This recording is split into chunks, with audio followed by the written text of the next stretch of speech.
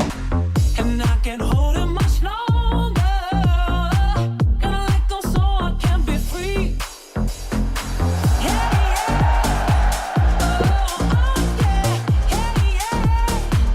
yeah. Here we go, people. It's Kratz, Trevor May in the house, which is just perfect timing when we have a big starting pitching signing like this. So here's the deal, Kratz, you know this probably better than Trevor will. I mean, usually we spend a couple minutes just chatting about something else, chatting about life, whatever. No, not today. Big boy signing. So, yeah, you want to push the button, Kratz? Go ahead, push it. Charging the mound. Ooh, that was really good. You and the director behind the scenes, Jeremy, you guys are in sync. Yes, I love that. All right, so Blake Snell signs for a ton of money.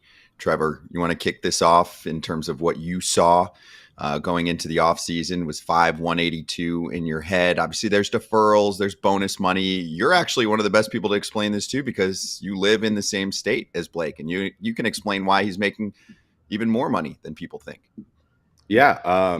Well, first of all, I think a lot of people got pretty surprised that a lot of people have been linked with the Dodgers, but it's funny, Blake Snell really wasn't one of them. There wasn't that many rumblings, but honestly, the 5-year range was entirely within the realm of possibility. I thought that was probably a pretty good call. But to get that high of an AAV was a little bit of a surprise. I thought it was gonna be like more like 165, 170, like something around the 32 a year, maybe a little bit more with some opt-outs and things. But the really interesting thing about this contract is that massive signing bonus. Now, I was in New York in 2021 when Francisco Lindor signed his mega deal, and he signed a $21 million bonus. And at that time, we were like, that's insane, right? So $52 million in bonus money is incredible. He signed with the California team. That's 13% extra state tax on that. So I did the math. And he lives in Seattle. There's no income tax here. So if you get paid, which that's what bonuses are for, you get paid at your home, in your home state, or wherever your resident address is, he's going to save just under $6 or $7 million on this. Like, that's just cash in pocket over the life of the contract, which is incredible.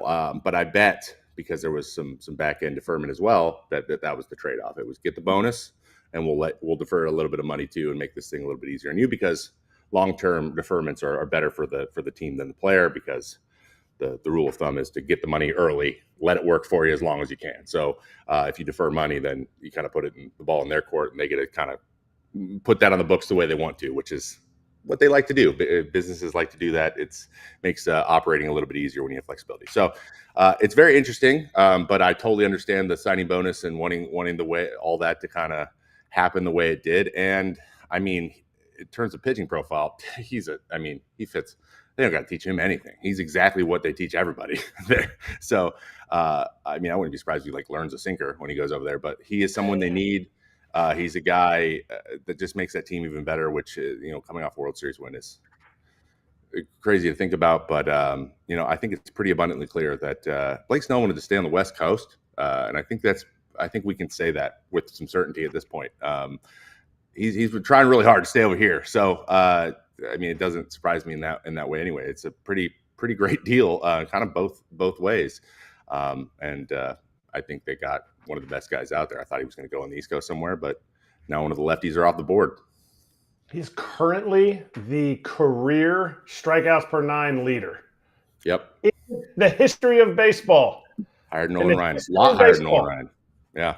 He's higher than Nolan Ryan. He is higher than Chris Sale, who at the beginning of the season was the career leader in it. But you sit there and you go, of course the Dodgers could unlock something else. And people are like, well, how can you unlock anything else? Like, he's had some stretches that have been dominant. Can they unlock that for the entire season? He could possibly be a Cy Young candidate again. He's got 2 already this year. He's figured out what he needs to do. He stays healthy. And you know what? Rarely would you say this. He might be the innings eater on this rotation, because they're going to rock a 6-man rotation. He has always wanted to go deeper into games, and statistically, he's actually better the third time through And that was an absolute flex by him, saying he's going to get number 7 with the Dodgers and posting that on his Instagram. That's what we're watching right here for everybody who's watching the pod. I just think it's awesome. And I know we're going to get into it, but the whole it's unfair. No, it's not. And I'll explain why it's not unfair that the Dodgers got him whenever we get into it. We can go. Might as well. I mean, we'll go back to some other parts of the rotation and all that, but go ahead, because you're going to get pissed off people every time the Dodgers do anything at this point. And we saw that last offseason. A lot of people were like, we don't need to play the season out. Dodgers are going to win. Now, they were correct, technically, but the Padres were close to taking them down before they even made it to the LCS. So Vinny Pasquantino's laughing. Michael Harris had the the Office meme with the eye roll about another Dodgers signing. So thoughts on fairness of what the Dodgers are doing? And I'll give you one more layer to this, Kratz. There's people that are trying to get really technical that are complaining on social media about how deferrals, for example, are a scam. They're not a scam. It's what players agree to. Trust me, if deferrals were not making sense, the players wouldn't allow it. And really, the teams wouldn't allow it. I think there's just a supreme lack of financial literacy from our country in general, and I'm included in that boat because we don't learn it. It's not part of the American education system, that's the scam.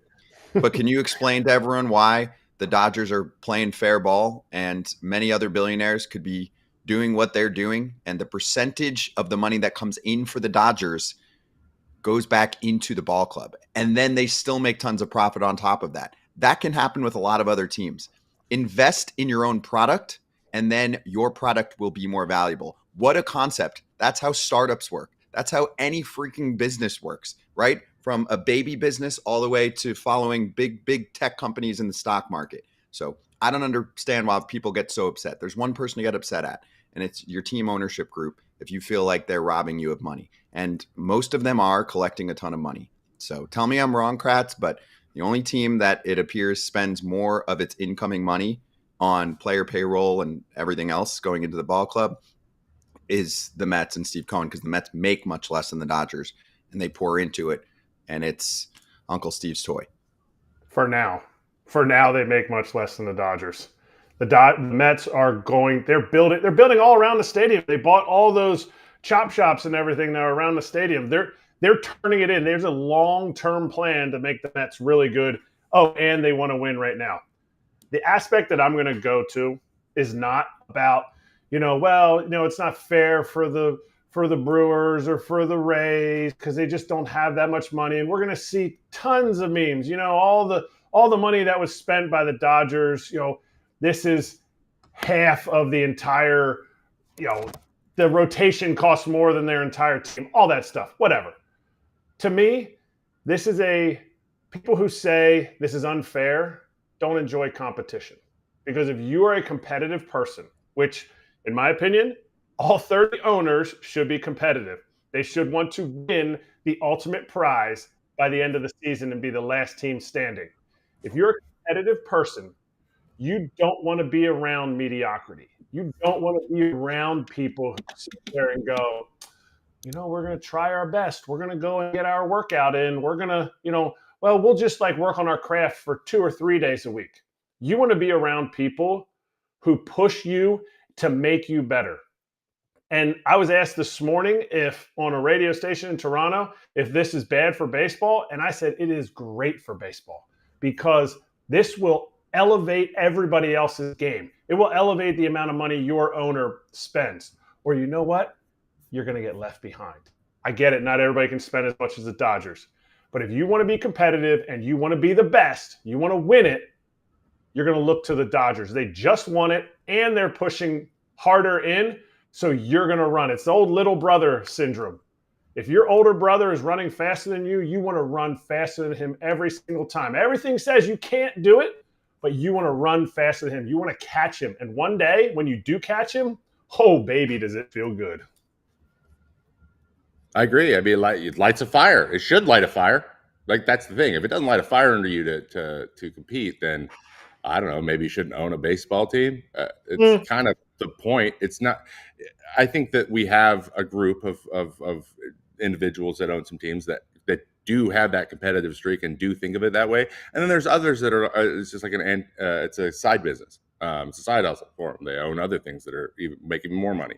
So there is going to be an element of that, but I do want to play devil's advocate just kind of partially, just like 10%. The idea of deferments technically are like I mentioned before, in the benefit the team more than the player generally, just because of the unknowns of what that money is going to be worth when you get it, right? Money loses value over time. So it's going to be less than, so technically, if you're out there trying to make as much money as you can, like when you're signing a contract, you're taking less for that amount of money. So generally players I want to avoid that if I can. Now, if players are willing to take it, the place they go might make them willing to take more deferment, which makes the team able to use deferments more often than others. So are the Dodgers able to use deferment as a tool more effectively than, say, the Cincinnati Reds? Probably. But it's still not something that's going to be widely adopted and really move the needle in some major way outside of Ohtani, obviously. But he does whatever he wants because he's in his own world, on his own tier. So we don't need to worry about him anymore. It's just, it comes down to, are you making the offer? Are you willing to do it? Are you willing to play ball in that way? Or are you just stuck at we only give $90 million deals out maximum? And if you do that, that's just not the way that the world's going to work. You got to start working in these signing bonus / deferment trade-offs. I think that's kind of the way these things are working, especially with the uncertainty around TV. So yeah, that's where it's all coming from, kind of. Players don't have to take it. So that's my point too, is this is not being forced on a player. Also, we don't know what the number looks like for a player if there's not a deferral involved. This is just part of the offer that they're throwing out there. Mm-hmm. And we know there's easy math to be able to calculate approximate present day value. You can't get the exact. There's people that have different equations on what that number looks like, but we have an idea. For example, that Shohei Ohtani's $700 million when it signed at the time, present day value was 450-ish.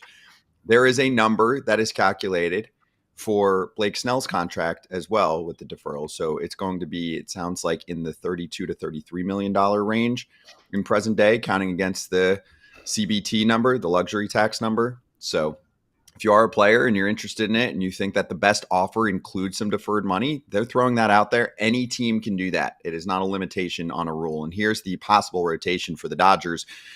Whew. Most of these guys didn't pitch in October for the Dodgers. I want to point that out as well. Right? Yamamoto was there. Obviously, Snell just was added. Ohtani wasn't pitching this year. Glasnow was hurt in October. Clayton Kershaw didn't pitch in October. Neither did Dustin May, Tony Gonsolin. Obviously, Gavin Stone's going to be out still for a while. Bobby Miller, Emmett Sheehan, who didn't pitch this season, who could come back and be a force. Oh, and there's one I'll throw in there off the board that I think is going to sign with the Dodgers, and his name's Roki Sasaki. Although maybe he's looking, he's like, damn, am I going to crack the roster? Am I going to crack the rotation? Obviously, they'll basically promise him that if he does sign. But, I mean, the starting rotation is very attractive, Trevor, but almost all of those guys have pretty deep injury history. And the Dodgers have a problem more than most teams, and they admit that publicly. Andrew Friedman said that. They're going through processes to try and fix it. But they do need to stack up starters, because we looked at their rotation last year before the season started and said, oh, this looks pretty damn good. And then we got to October and they're like, bullpen game. Mm-hmm.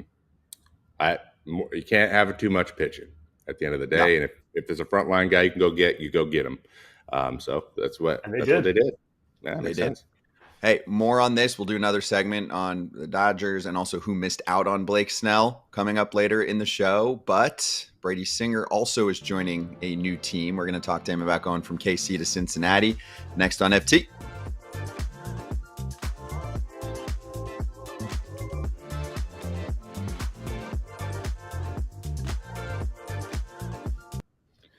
All right, let me get that super chat in there. Always appreciate that, FT fam. Obviously, Daniel throwing this in there. Happy Thanksgiving to you. People always blame Bob Nutting. He's annoying, but there are big market teams like the Cubs, Red Sox, and Giants that also don't spend as much as they could. Absolute facts.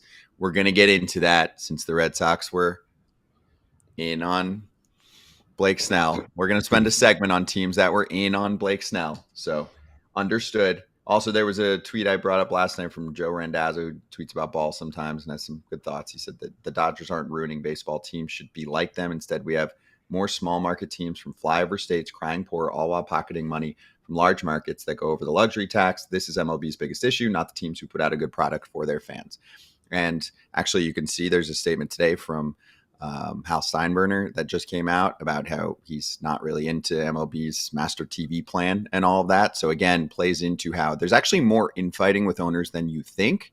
Revenue sharing is probably number one on that list because there are essentially some smaller market teams that are not spending their weight in what they bring in and they are profiting off of it. But their argument is if you don't give us some of that, we don't exist. I disagree with that whole premise.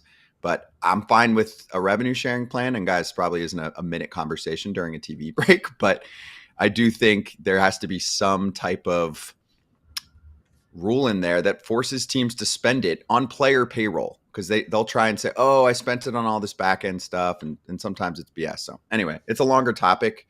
It's way too in depth for now, but just throwing all of that out there. Remember the Scrooge Index?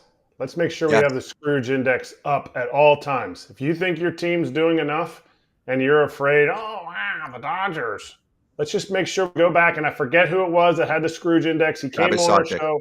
We have it. We can show it later. We can cue it up for another commercial break. That's what we just need to keep that in perspective. Keep that in perspective about what you could spend and where that follows. I don't think anybody can live where the Mets are right now. But you know what? They're going to bring that back. Let's just make sure your team's in the Scrooge Index and they pump it up a little bit. And don't say we're a show that has a lot of players on, so we're just trying to get them paid. Otherwise, you're defending a billionaire. Think about that.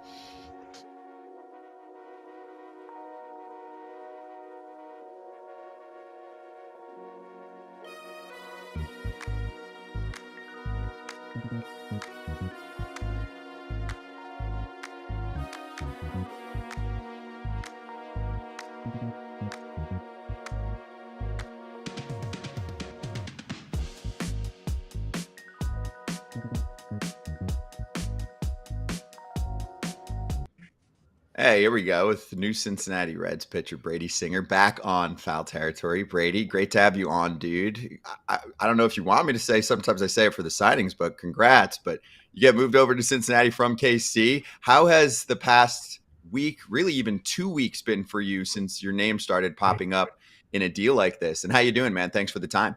Yeah, absolutely. Thank you guys for having me on. Yeah, no, a little bit of a change in my off-season plans here. I heard the rumors about a week or two ago and tried not to look into it too much, but no, I kind of thought this was a possibility, but just didn't know if it was going to happen or not. But yeah, it happened. And, it's part of the game. Like I've told a lot of people, I'm not upset with anybody or anything like that. And this is just baseball, and this is the things that us as players go through. But now it's time to figure it out and go meet some new people, and really excited to join this team. It's a young team with a lot of talent, kind of like the Royals have been the past few years. So I'm really excited. Brady, I'm always curious when it comes to trades because I myself was traded in the offseason 2012. And even back then, even in the infancy of Twitter, I still found out on Twitter before I found out from anyone official. So I'm wondering, how did you find out? Were you called by the GM first? Were you called by Kansas City, or were you called by Cincinnati first? Like, how'd that play out? Yeah, so I was called by JJ Picola, the GM with the Royals, and he called me and just said, it happened, right? We talked about the rumors the week before that, just kind of talking about seeing if it would happen or not. And he said, yeah, it happened, and it's kind of crazy to be traded with India. I mean, he's one of my really good friends. We played a while in college together, and obviously kept up with each other throughout our pro career. So yeah, like I said, it's a crazy kind of whirlwind of emotions, but kind of what do I do next? Where do I go in Cincy? Where do I live? And how do I get a house there and all that? But I feel like me and my wife, we've been handling it well, and we're excited for the new steps ahead. Who was the first person that you reached out to player-wise, or that reached out to you when either it became official or it became when Ken Rosenthal, kind of broke the rumors that it was possible?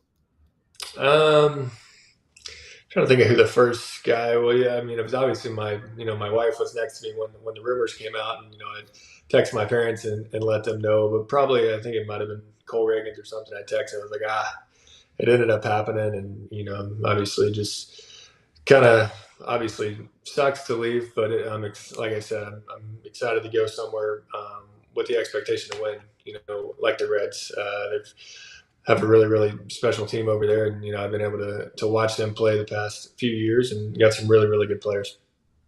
You have a special pitching coach in Derek Johnson too. So whenever you get to connect, really actually connect with DJ, that'll be fun for you, because I think he'll 100% get the most out of you, but he also does a great job of creating that relationship of trying to get the most out of you. Which brings me to my next point is you're going from a notoriously pitcher-friendly park to the Great American Small Park, but also one of the best defenses to one of the weaker defenses. Is there any changes that you feel like you are going to need to make? Like, are you like, oh man, I got to become this big time strikeout pitcher. I got to, put less balls in the air than I did before.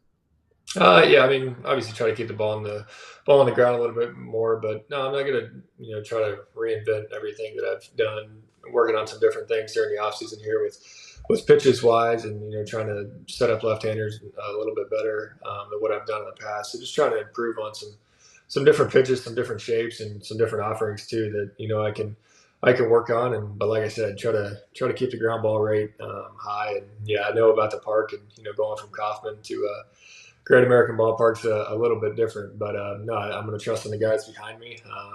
With obviously got a good defense too with Ellie and those guys behind me, so I'm excited for them. Speaking of some pitching adjustments that you've made, especially in the last couple of years, because I had the pleasure to watch you in your rookie year and your sophomore year when I was with the Twins, and it seems like there's been some big adjustments you've already made, and that I'm sure you're hoping to continue when you go over to Cincinnati. So this is a quick little two-parter question. I've noticed by looking back that you used the four-seam fastball a lot more this year, and the sinker was a huge value pitch for you.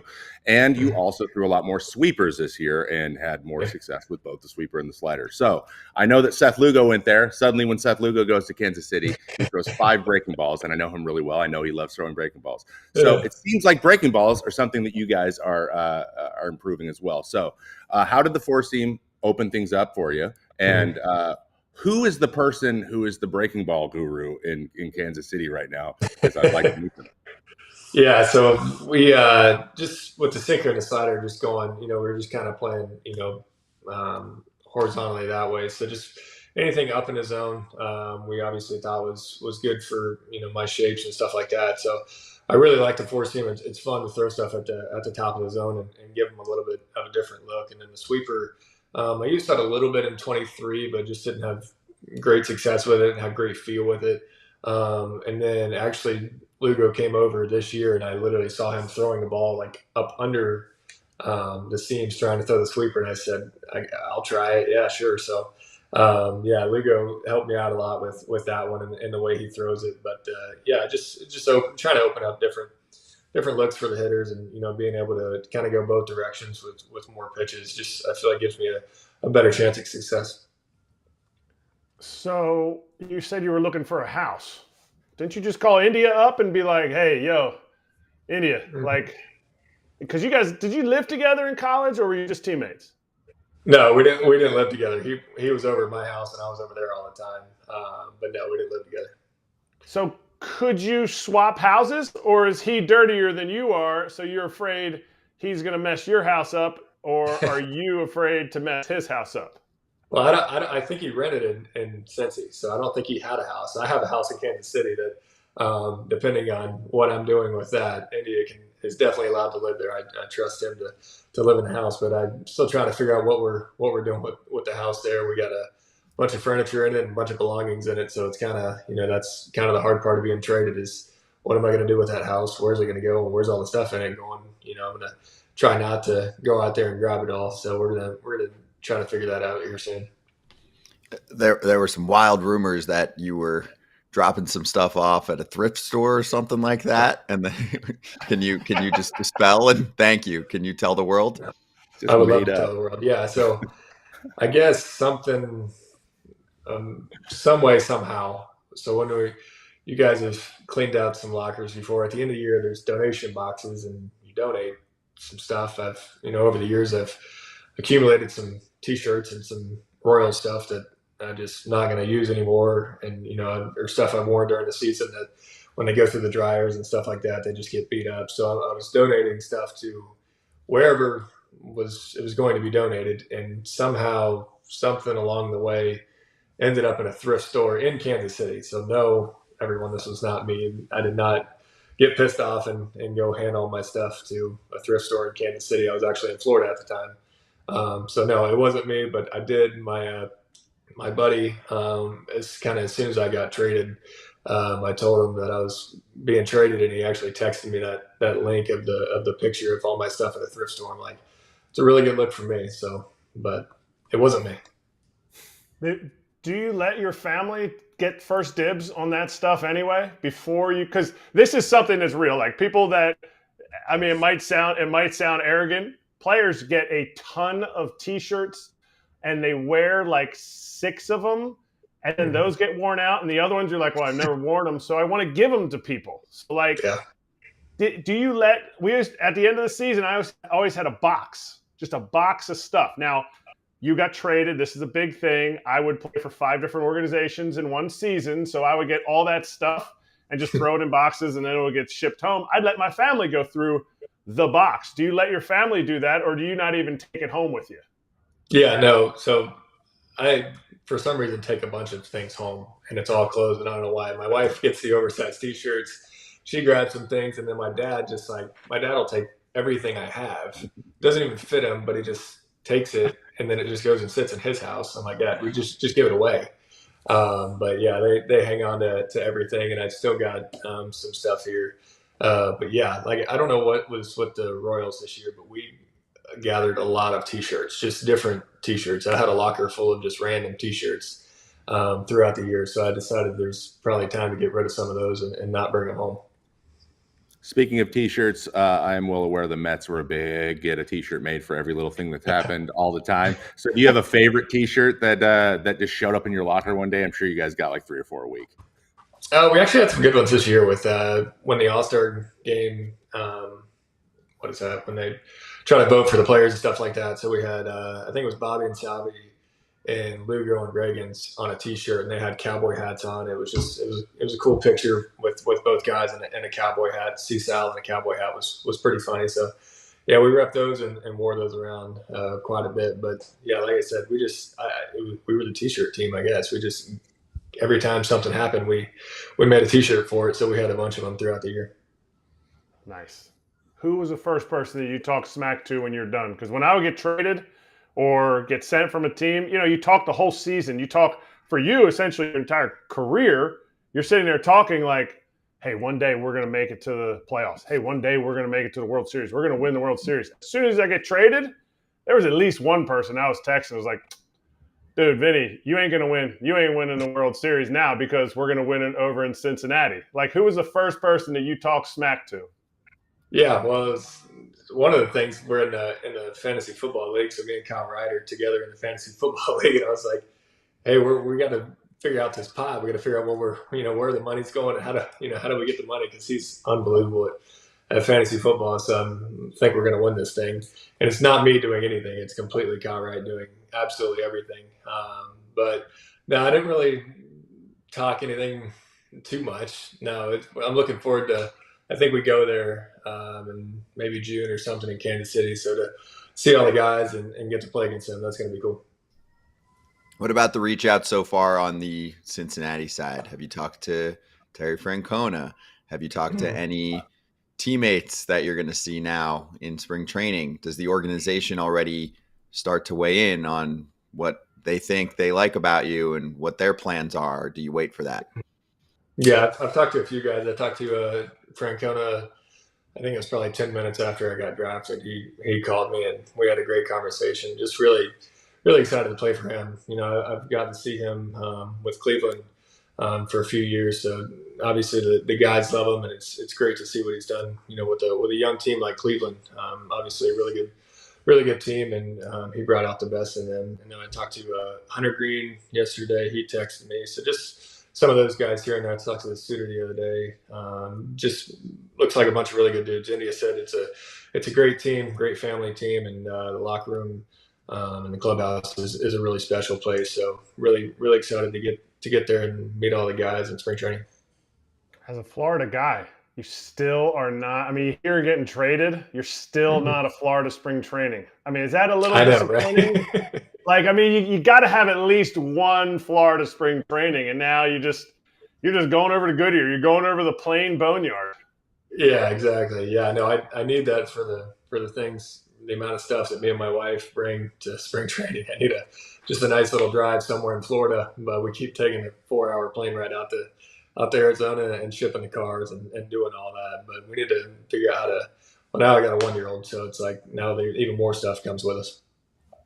Hey, Brady, question for you about the ballpark. I know sometimes Cincinnati, Colorado, it can be a tougher recruiting pitch to free agents, right? And it's not a secret. I mean, we've had Derek Johnson on, and he's told us about that. Even still, a conversation with a guy, and I get it, right? The overall ERA that people look at the most is most likely going to look different if you were in one place versus another. Not necessarily, but we know it's definitely more of a hitter's park. You're going from KC to Cincinnati.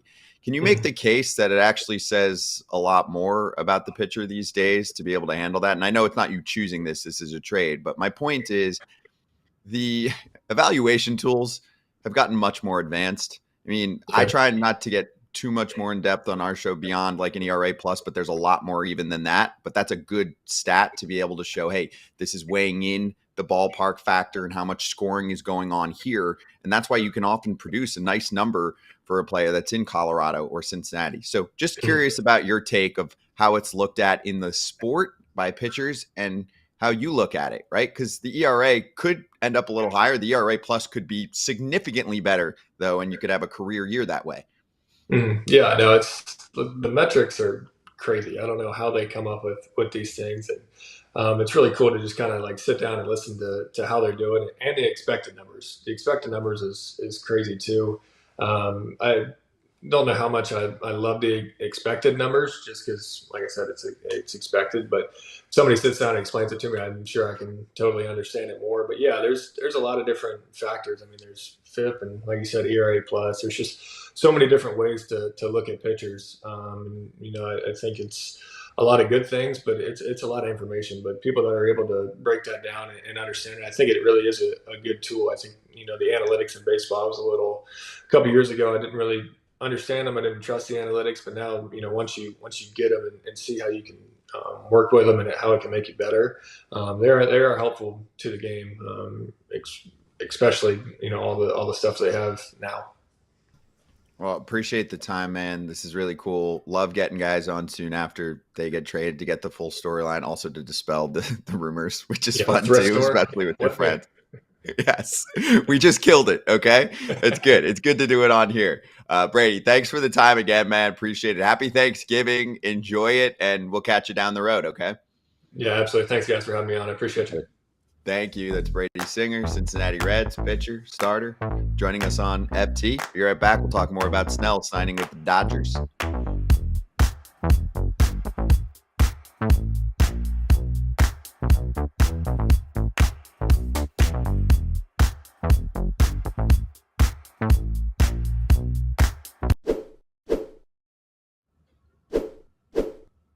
FT fam, you might be about to crush some food at Thanksgiving, but there is a gift that keeps on giving, and it is below you. Take care of your temple, your body, the whole deal. 3 people on this show that like to make sure we take care of ourselves. So Anytime Fitness is the spot. And Trevor's like, maybe. All right, well, then let me talk you into this a little bit. From November 18th through December 2nd, you can get the rest of the year free on a membership to Anytime Fitness. A question theme we've been going with here, Trevor, is the difference now for the common person to be able to take care of themselves versus even 5 to 10 years ago. And we use Anytime Fitness as the example. 5,000 plus well-equipped gyms 24/7. Look it up. You can find one if you move or if you're on the road, the whole deal, right? And you go back not long ago. I mean, Anytime Fitness now is providing a lot more than teams gave players, 10, 15 years ago? Yeah, they're great. I mean, you can get anything. They even got like some of the bigger ones have like PTs and things that work at them too. So there's a ton that's physical. Sorry, not personal trainer. What am I trying to say? Physical therapist. There we go. Yes. And so they're awesome. They're awesome. I have been a customer of Anytime Fitness in the past, where I was traveling around a lot and needed someone to work out. So it's a great setup. They do a great job. Boom. There you go. Yeah. I'm a travel monster and I want the guarantee that I can find a place 24/7. So that's why we're a fan. You can join now from this time period, obviously back to November 18th through December 2nd for the special Black Friday deal they have going on right now. Get the rest of the year free when you sign up during this time period. Like Trevor mentioned, there's personalized plans, right? You can get yourself on a daily training regimen. They've got help for you there. They've got the app, supportive coaches to help you out. And the convenience and accessibility is second to none. Get after it, FT fam. We'll be right back with Luis Gil, the AL Rookie of the Year.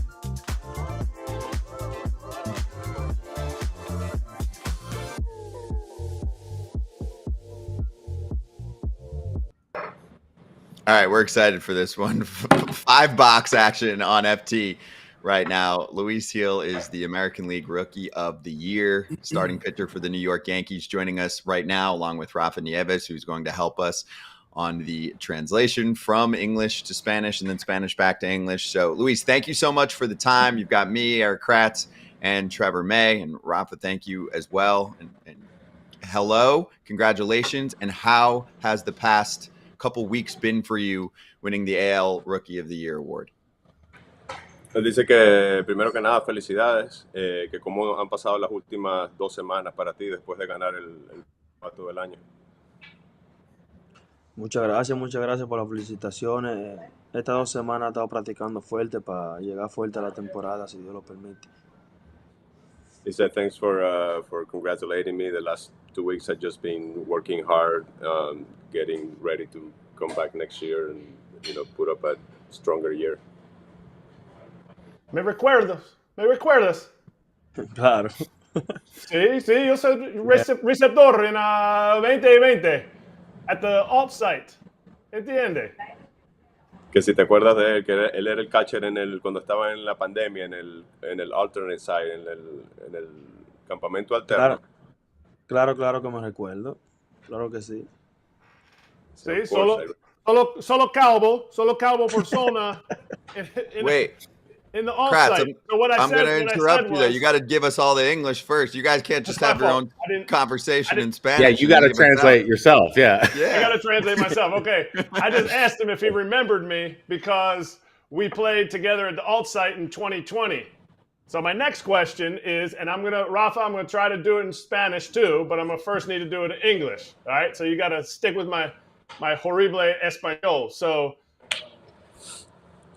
do you know that you are the last teammate of mine that will probably ever win the Rookie of the Year? Because I quit playing in 2020. So let me try to ask it in Spanish myself.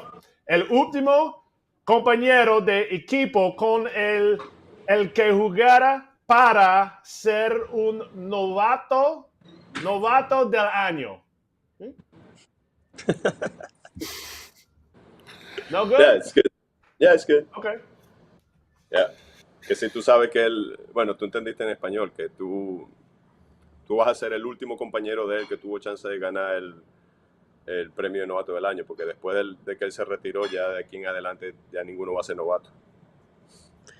Sí, no, yo lo vi mucho a él, que echándolo a García, que él y García se llevaban muy bien.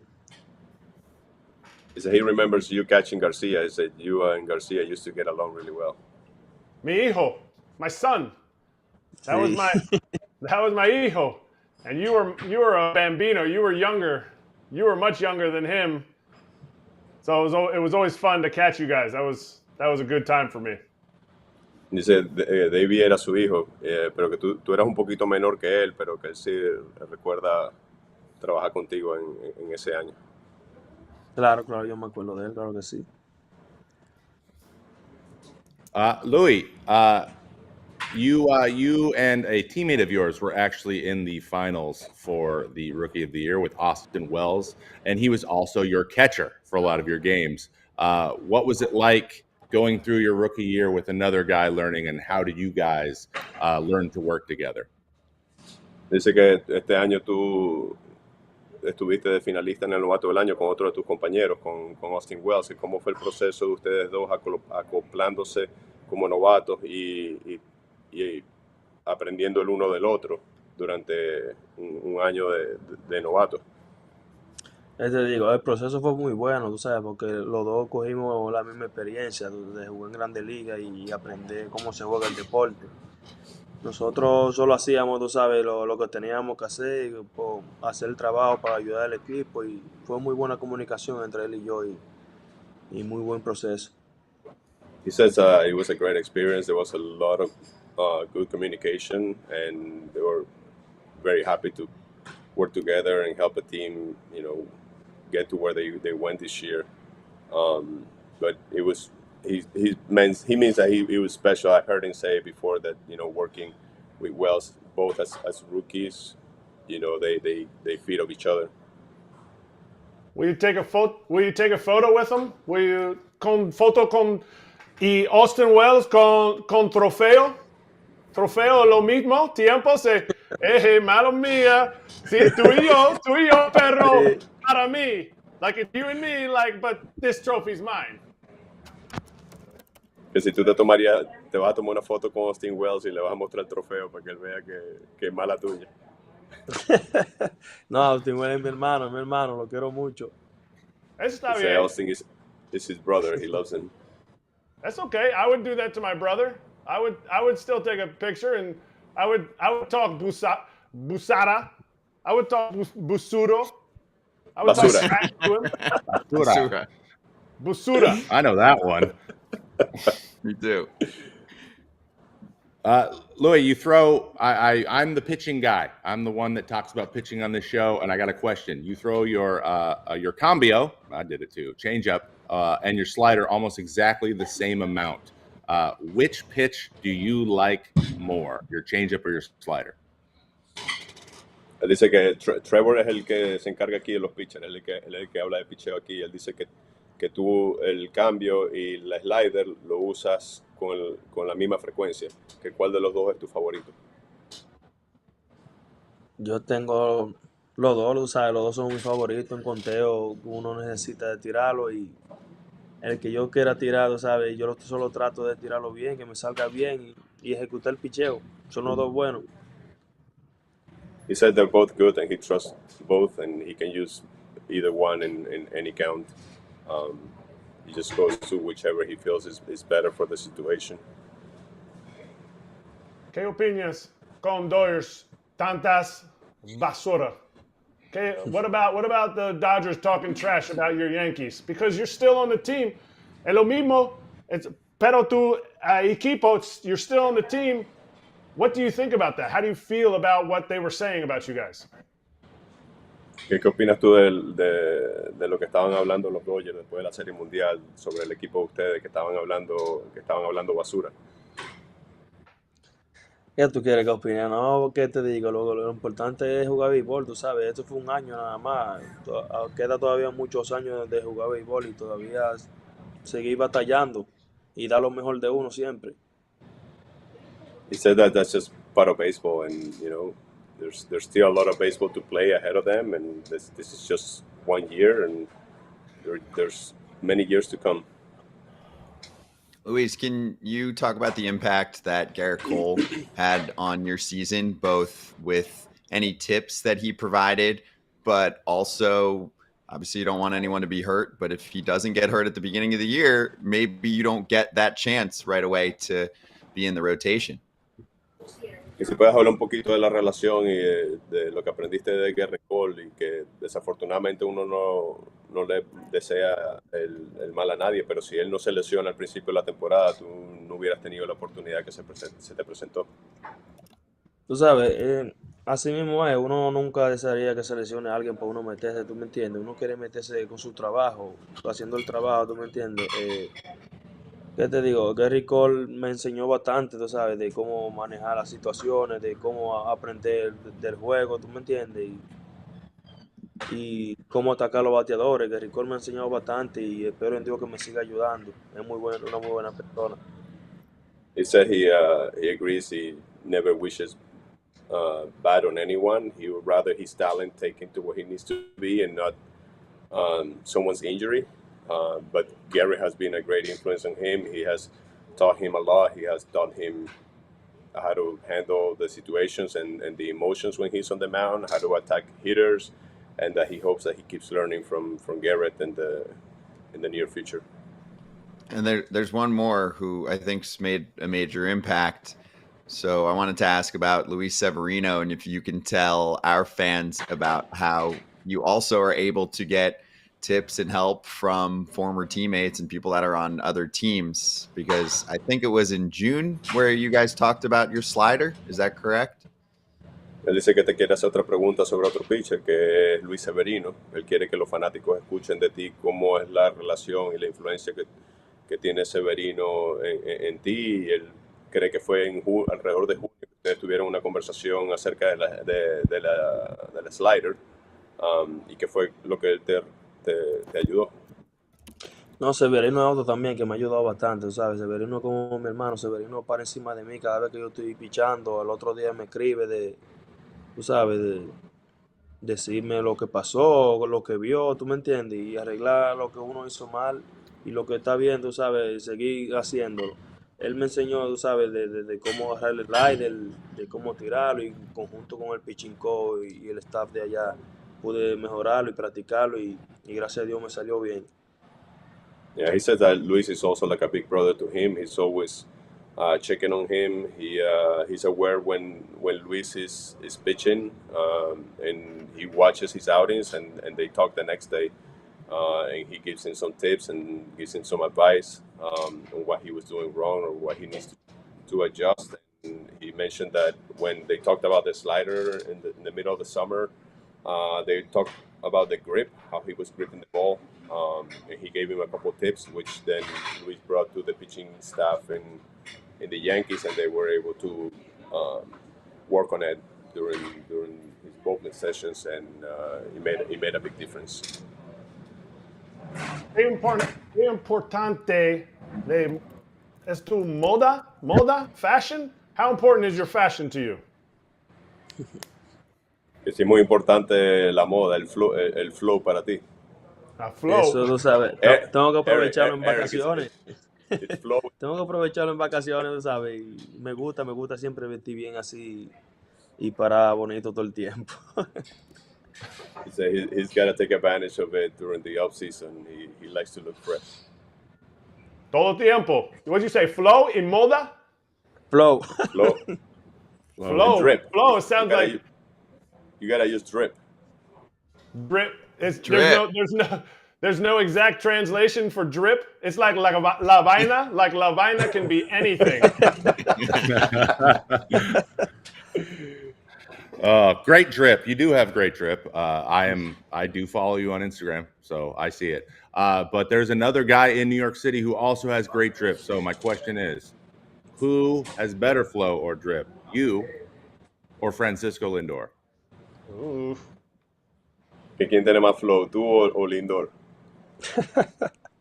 Lindor tiene un contrato millonario, ¿no? Sí, tú sabes.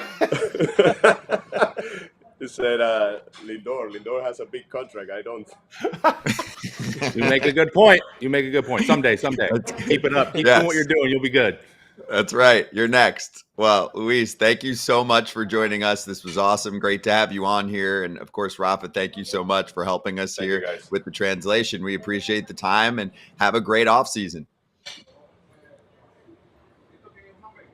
All right. Thanks, everyone. Thanks to All right, Luis. Thank you. Yeah, appreciate it. Thanks for the time, guys. you. Be right back on FT. We'll get back into the Snell Dodgers storyline.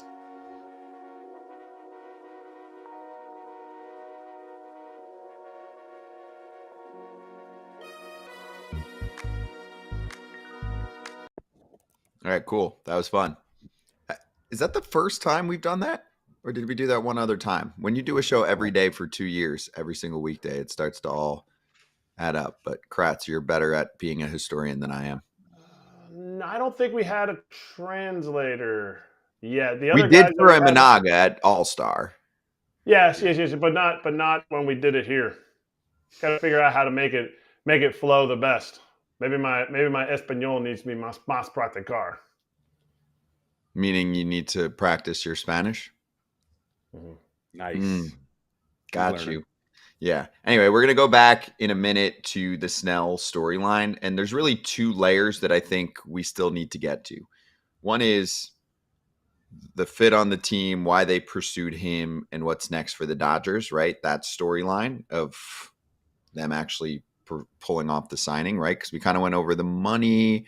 We went over, obviously, the complaints from other fans. The other layer that we'll plan in another segment is who missed out on him and how are they going to make up for that? Who was in on Blake Snell but fell short? So, of course, also during some more breaks here, we'll get to fan questions. I know we got a good crowd today. So we'll be back in about a minute and we'll keep rolling on FT.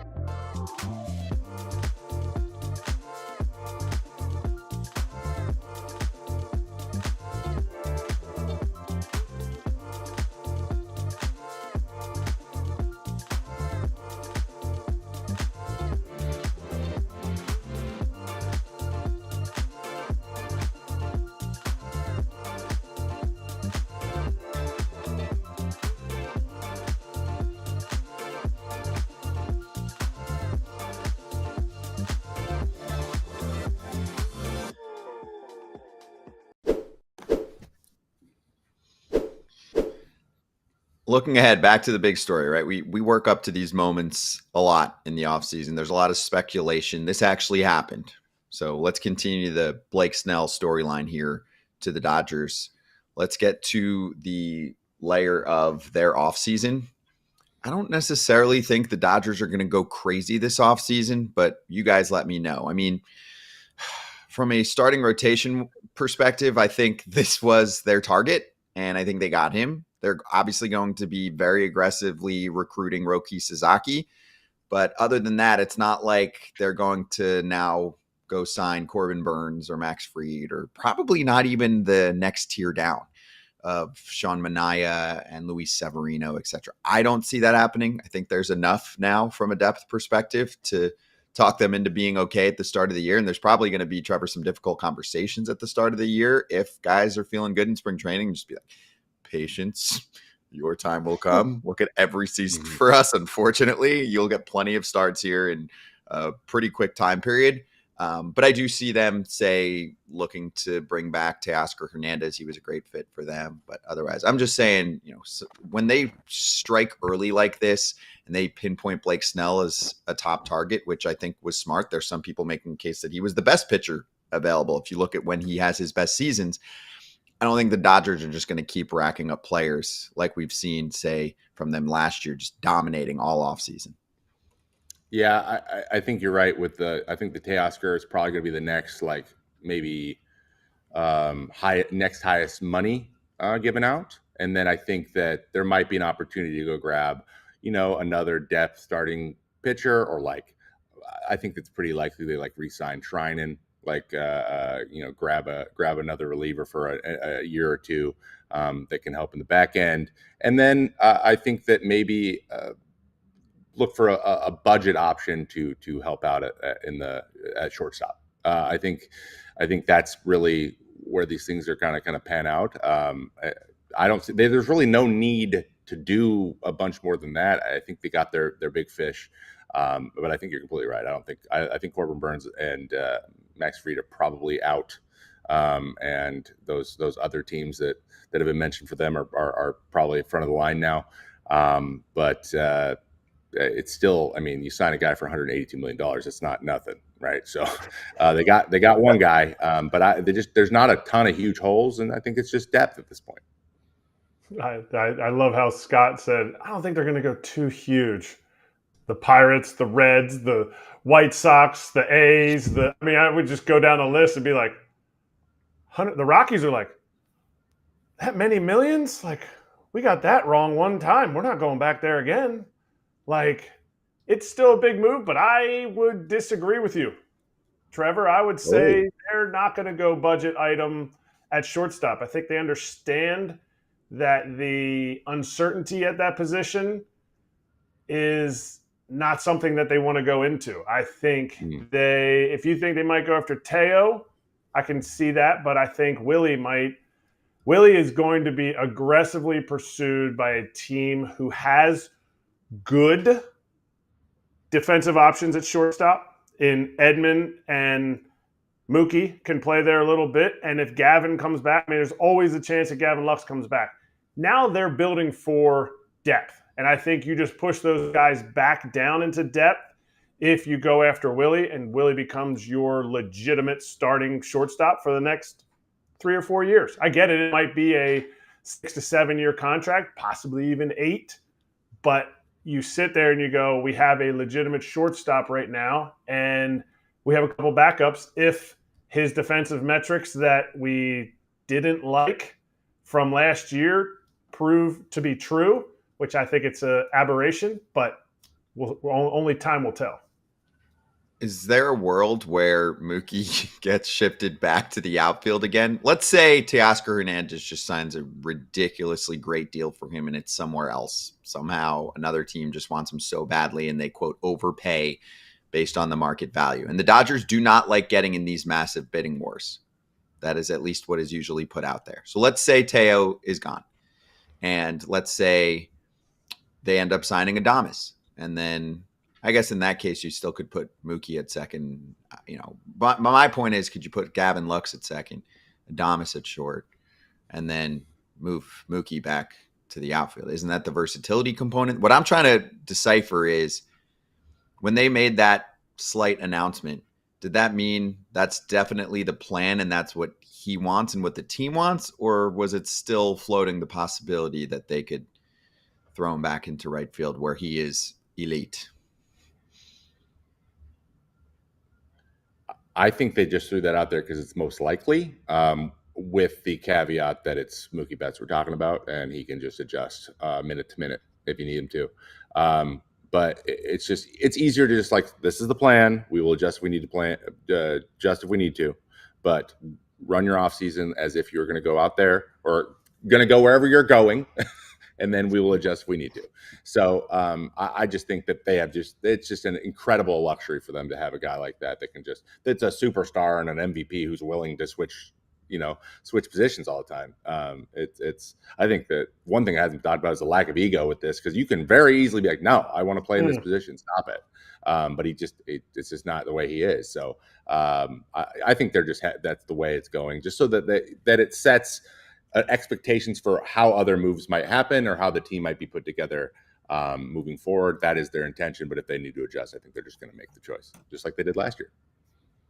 The movie Three Amigos said, the one line in the movie Three Amigos, he said, would you say I have a plethora, boss? The Dodgers have a plethora. If you want to look up the word plethora, there will be a picture of the Los Angeles Dodgers 40-man roster. That is a plethora of talent, and they're versatile too. They're not like hamstrung like some teams who are going to, somebody's going to sign, most likely the Mets, going to sign Juan Soto. They are hamstrung to him playing right field and stop like, oh, they moved him to first base. Like, no, it's right field and then it's DH. Generational talent. The Dodgers are not hamstrung. The only position they're hamstrung is with the MVP. He's only going to DH until he's done pitching. Then he's going to move to the outfield. Ooh, I like that. Hey, back to Snell for a moment to finish this part of the combo, and then we'll get to the teams that missed out on him. So he signed a little bit earlier than last year, Trevor, just a little bit.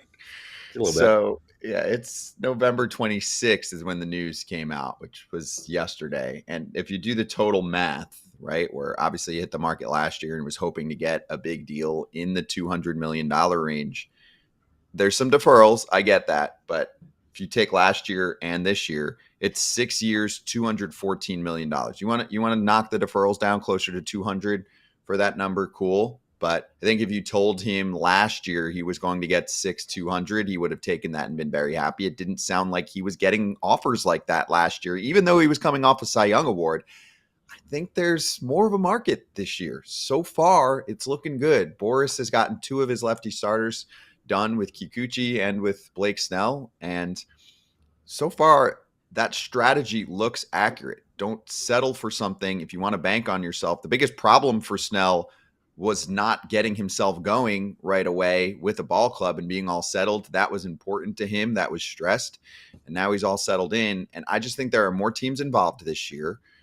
The Dodgers were involved last year and many others weren't. The Dodgers are still clearly involved this year because they made a ton of money. But the Mets are much more of a player this year. The Orioles have a new ownership group. We'll get to the Red Sox in a little bit, but they're claiming they're going to be more involved. Even the Nats and Tigers definitely weren't involved last year in the free agent market much. So I'll give credit to Snell. He's the one making the call ultimately. Obviously, it's the representation as well. But he waited, and I think it just ended up being perfect timing because the Dodgers have liked him for a while. There's been other reports out there that they've made offers for him in the past. They've tried to trade for him in the past. Clearly, they value him high up on their board, and I'm sure you love him too. When he's at his best, and you want 5 or 6 incredible innings, and now this year showing he can go even a little bit deeper than that. I mean, the Dodgers feel like they have a number one that they add to their number ones. Yeah, you can't go wrong. It's interesting, though. It's almost like he went to San Francisco, and then the Dodgers are like, you know what? We're just, after half a year of him just dominating their division again, they're like, okay, we got to make this happen. I wouldn't be surprised if he was really aiming for that last year and it just never coalesced. There was a lot of uncertainty. The TV stuff, though, hasn't been figured out fully, really, and there's still a lot of uncertainty. There's less than there was last year. I also think there was a little concerted effort to, for all the owners, like, we're going to try to see how these things work and maybe hold off. Half the teams are uncertain about the revenues and things, so let's see how this thing progresses. So they were moving pretty slow. Same thing happened after COVID. So it's after 2020. It was this similar thing. So for him to go out and be like, hey, guys, I really want to go here. Let's do this. This is what I'll do. Boom. He ended up getting it at the end of the day. I just think that it worked out. But it's very clear he was very scared of showing up in the middle of spring training. He's like, never want to do that again. I bet you Jordan Montgomery never wants to do that again either. So signing early and knowing what's going on is big for a guy early too. So I also felt that way. I wanted to get it over with for sure. Yeah, I get that. Hey, and good call. I wanted to make sure we got that in there too. I mean, he was on the Giants last year, and the Dodgers are not making the Giants look good for the past decade plus, aside from the one season a few years back where they topped them, and it was a bit of an anomaly. So another little jab at them. So here, that plays into what we're going to do next. So TV crowd stepping aside for a couple minutes, and then we'll talk about the teams that were in on Blake Snell but didn't get him. If you're not first, you're last.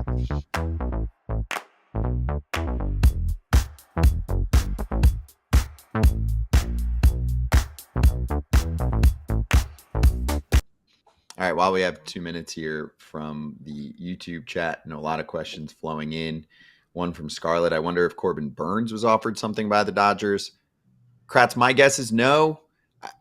I would say the market probably hasn't developed yet. I mean, I think he's going to top Blake's number, and the Dodgers probably just decided this was their target. Let's go for it. Let's get this done. They're, in my mind, not really playing in the Juan Soto sweepstakes. So I thought that they just said, hey, this is what we want. We're decisive on what we want. We're not trying to swing a deal, which is actually, I'm critical, but sorry about it. Farhan Zaidi was like, I'd rather wait 4 months and squeeze you, and it ended up burning the Giants. Based on the fact that they signed Blake Snell, I don't think they would have been in on the Burns thing, because I think the Dodgers get stuff done. They don't lose out on players. They don't bid on them a ton. You know, they're not going and like bidding against other teams necessarily, but they get who they want. So my question would be, were they in on Max Fried? And if the answer is no, not as hard, you might start to see a change or a delineation, a line that they're going to draw in the sand of, hey, you know what? Max Fried, Corbin Burns probably wants 7 to 8 years. Maybe they don't want to give that. Maybe they've done their internal investigation into pitching, and they're like, hey, if you want to take a 5-year, we're ready to go. And maybe that's where Blake Snell fell. I mean, fell to him. Like, let's be honest. They have a two-time. He has more Cy Youngs than both Max Fried and Burns combined. So there's that. All right, and then I'll mix these questions together. Maybe you want to answer, Trevor, while we have a minute here. There's a fan question if the Dodgers will trade from their surplus. There's also a fan question about if they're going to be out on, say, a Crochet sweepstakes trade-wise. For me, the answer is they're not going to trade from what they have. Most of these guys are coming back from injuries. So worst case scenario, you could always trade in spring training, or we've seen trades in the first half of the season if they really just have everybody so healthy and ready to go. But I'm going to say no on trading what they have, but also I don't think they're going to be the front runner for Crochet, even though they were trying to go after him. I think there'll be other teams more aggressive because of the value that Crochet brings with the cheapness. Yeah, I agree with that wholeheartedly as well. You know, that there would be a very Dodgers thing to swoop in on Crochet and figure out a way to do it. But I think that, especially with the way that their pitching depth has been for, I don't know, as long as the last 5 years and how things kind of tend to play out, not great. So, yeah, I think you're completely right. Completely based.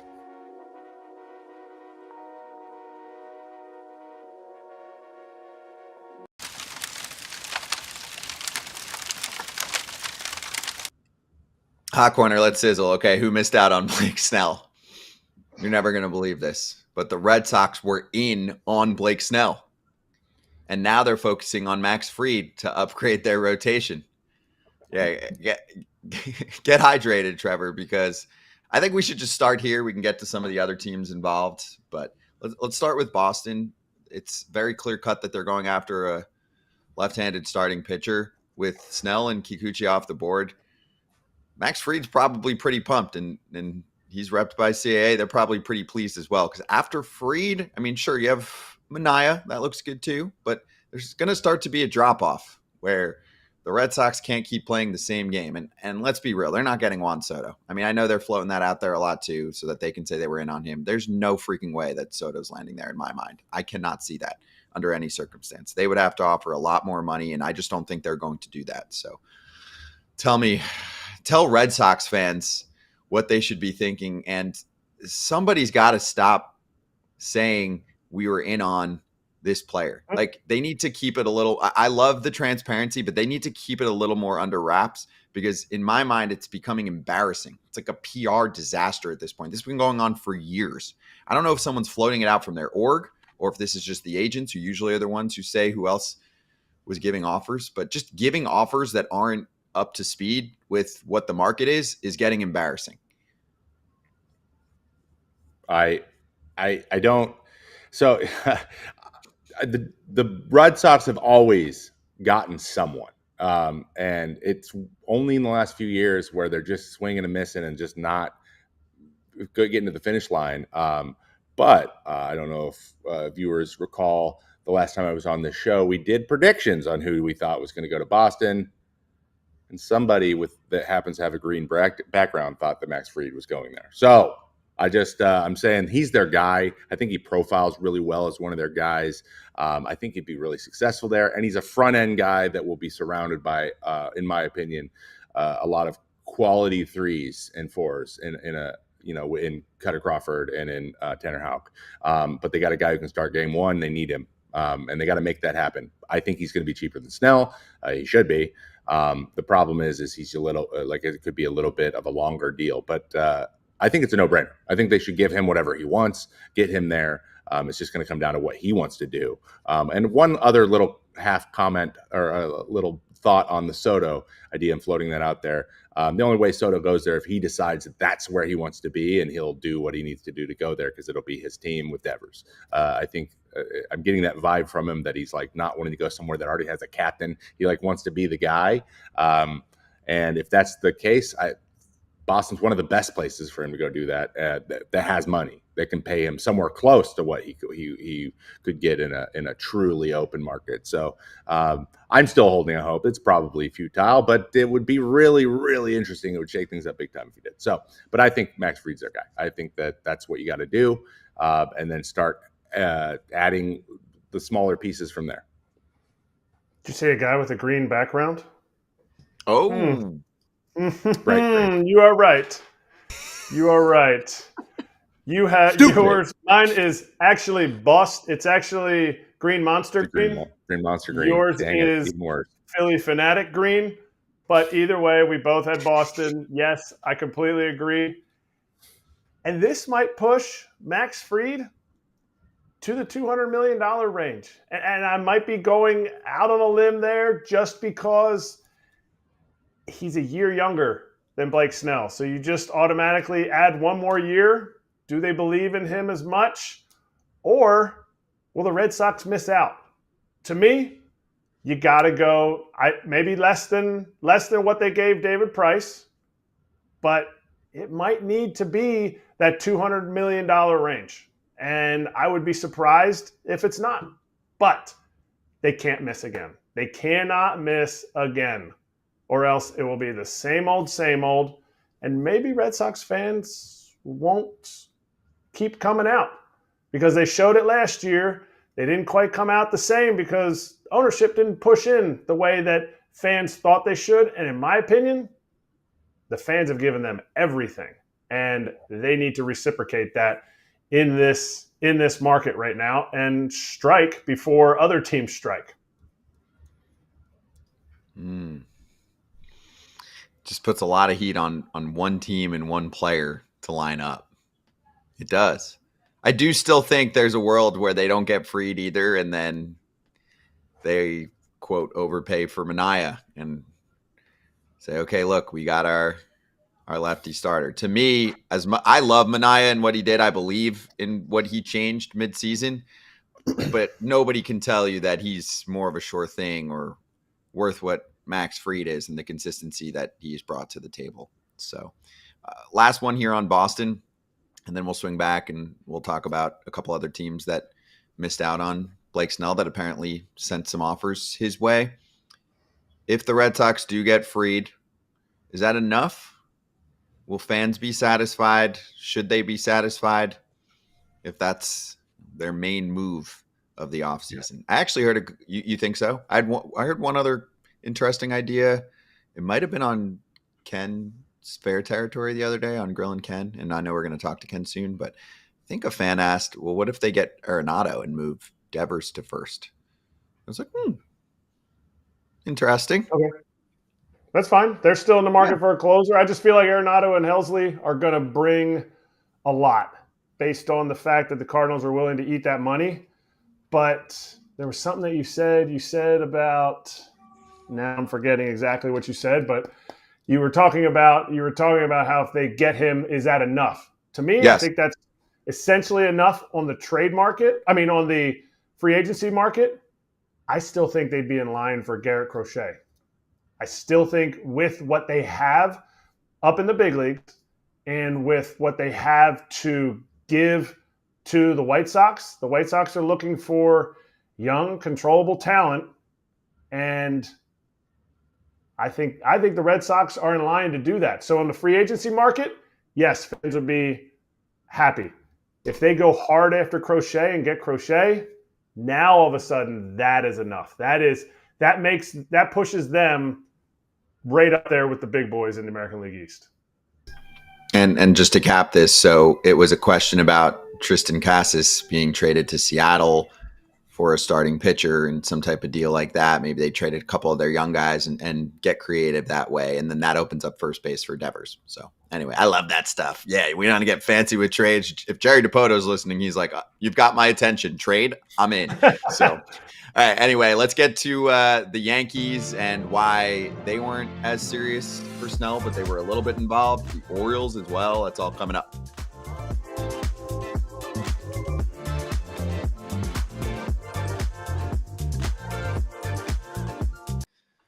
I do believe it will be difficult. It's the money that he is owed. It's the fact that he has been in decline the last 2 years. It's the full no trade clause. It's all of that. And the Cardinals are not going to want to eat a lot of money. And yet teams taking Arenado are saying, whoa, we're not paying the rate that he is currently being paid at. That's not where he is valued right now. So that's going to be one problem right there. That said, there is, as Katie pointed out in her story, a lot of incentive for both sides to get this done. The Cardinals want to create opportunities for younger players. Noah Arenado wants to play for a winner. He thought that was going to happen, and it did happen for a time when he was with the Cardinals. That's why he approved the trade from the Rockies to the Cardinals. But obviously the Cardinals now are shifting into sort of a retooling mode, and they're being very upfront about that. So there is incentive and motivation on both sides, but it's going to be really interesting to see how this plays out. Now, the most newsworthy part of Katie's article is when she mentioned, quoting sources, that Arenado is willing to play other positions, first base, perhaps even less at third, in order to facilitate a trade, make himself more attractive for a potential suitor. As a first baseman, with his declining offensive numbers, it's still not great, but clearly he is desiring to get to a place where he can win again. And that's the one thing. He hasn't played that many playoff games in his career. I believe it's only 8. Where are the Twins right now? What are they trying to do to kind of give their fan base a little hope? Cam, it's a great question. And it seems to me that they're not too eager to spend, that they're going to do piecemeal things. Now, the key thing with the Twins, they like their team. They've got a lot of pieces in place, as you just mentioned. The question is, can Buxton, can Lewis, and Correa stay on the field all at once? Didn't happen all that often last year. Would they entertain a Correa trade? He's got a full no trade. They could entertain it, but that's not the direction they want to go in. So really, they will either need to be creative or sign a couple of players that they feel can fill in the gaps for them. Perhaps in the bullpen would be one area to explore. But their position group, their team overall, when you look at them, it's quite talented. So there's still a good chance that they'll be a good club next year, even if they don't do a whole lot. But hey, they had a horrible finish to the season, and everyone knows it. So it would behoove them, in my opinion, to kind of inject a little energy into the clubhouse, into the fan base, and go forward from there. Because as you mentioned, Cam, that division's getting better.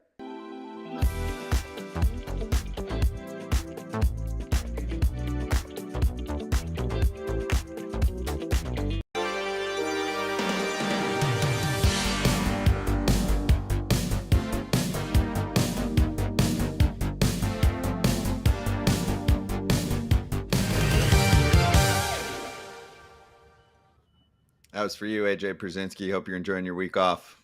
Trevor, AJ loves that. He makes us run it as much as possible. Now it makes him crazy. Phenomenal.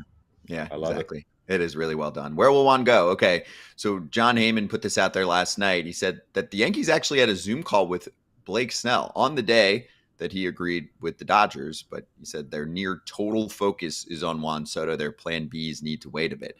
Kratz, to me, this actually makes a ton of sense because I think if the Yankees lose out on Soto, but they had already snuck in a Blake Snell signing, people are going to be like, wait, you gave this to this guy and you missed out on Soto. So I think they just need to be all chips in.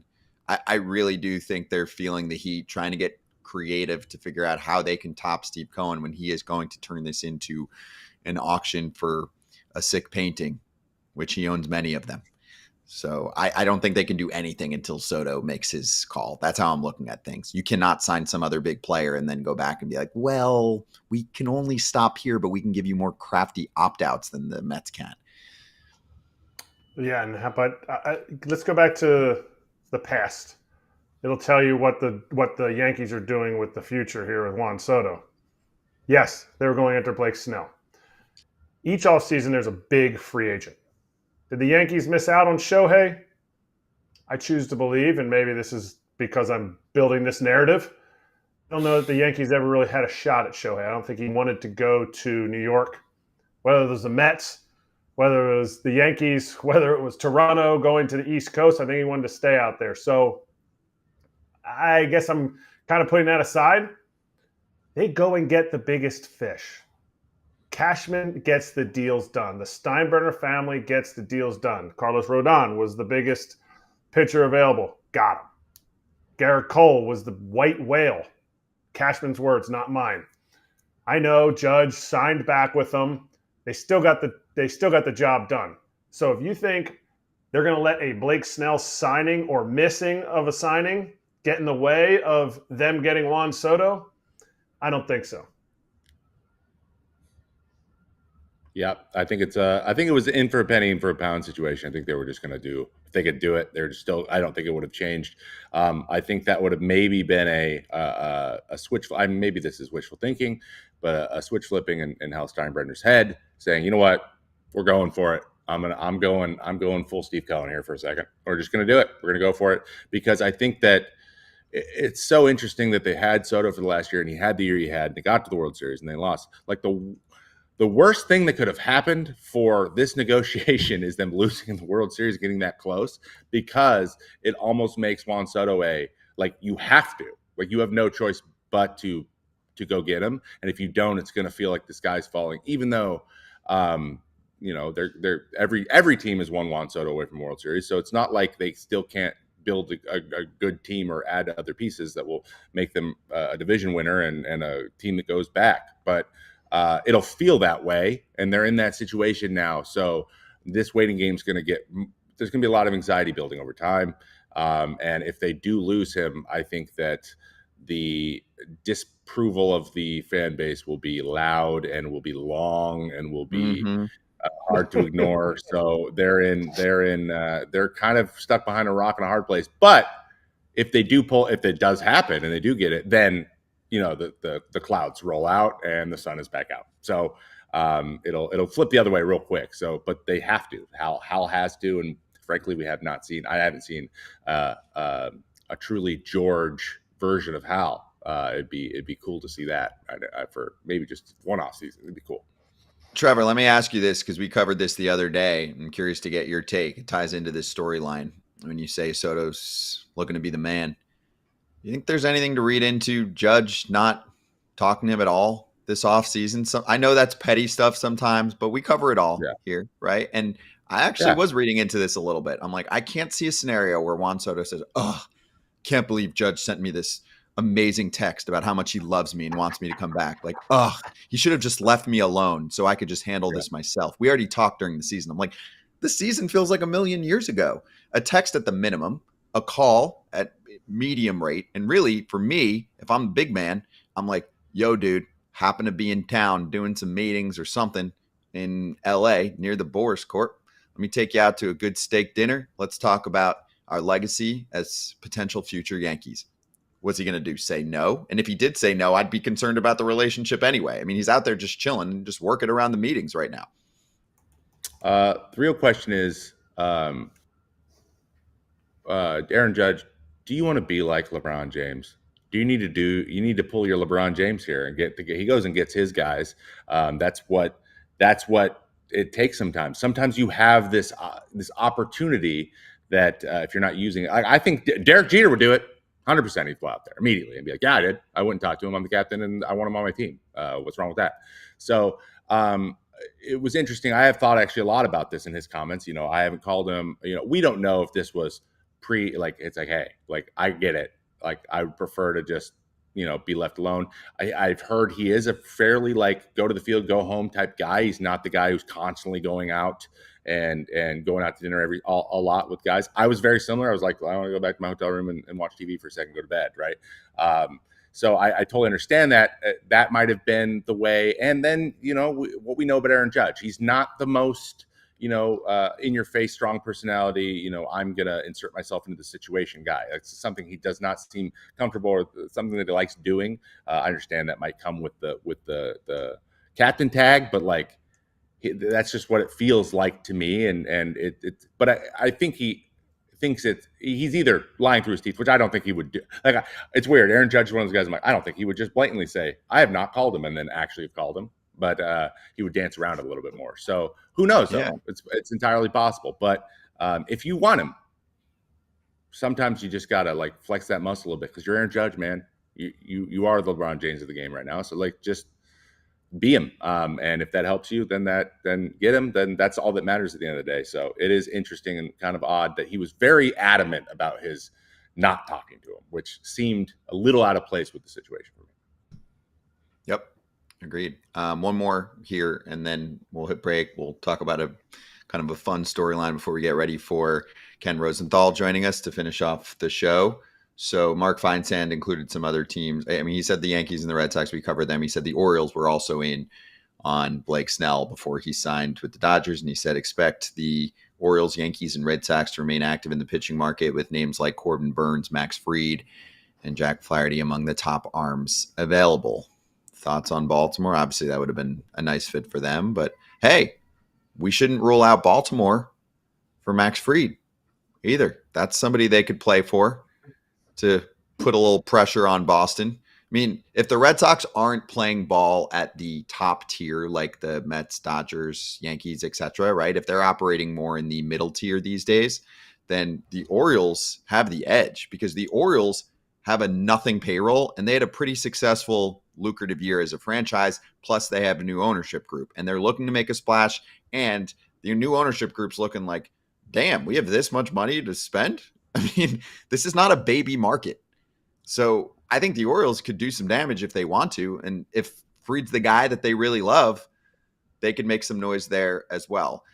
They could play on Burns, like these other names that are mentioned too, Flaherty, etc. But thoughts on Baltimore and their pursuit of Blake Snell? Because Kratz, I'm going to give them a little more leeway. They haven't been a team where we say the Orioles were in on this person, they were in on that person, because their previous ownership group wasn't really in on anyone besides their minimum salary players, which they did a great job of growing for the past few years, because he wanted to get them together, have really tight books to sell the team. I think two things have changed. I mean, besides the ownership stuff that you've already hit on. The fact that they didn't finish the season the way that they felt like they should have with the roster that they had, I think that's going to change this market. But they also had the opportunity to have an ace.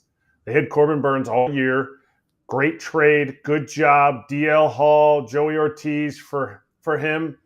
I think they see what it is like, and they see how it can help their team, especially since they're gaining a closer back. Batista's going to be back, and so they don't even need to make a move for that. That's already an upgrade. But it's kind of like when you have a good defender at a position, you're like, whew, kind of missed that. I think we need to go after it. They had an ace this year. Corbin Burns was there every 5 days.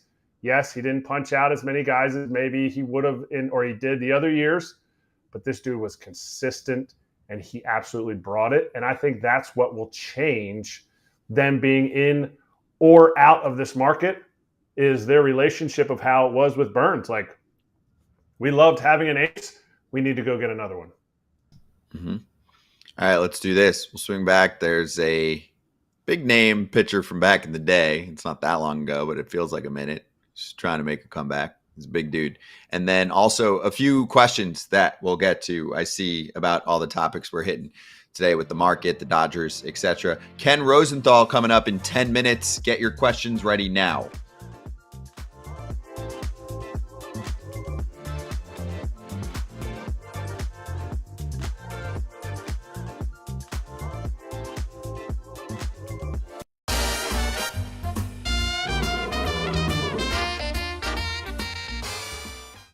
This is a fun one. We've been waiting on the Dodgers win totals to hit from last year entering the season, guys. They were at 103.5, and actually it ended up being somewhat of a no-sweat bet.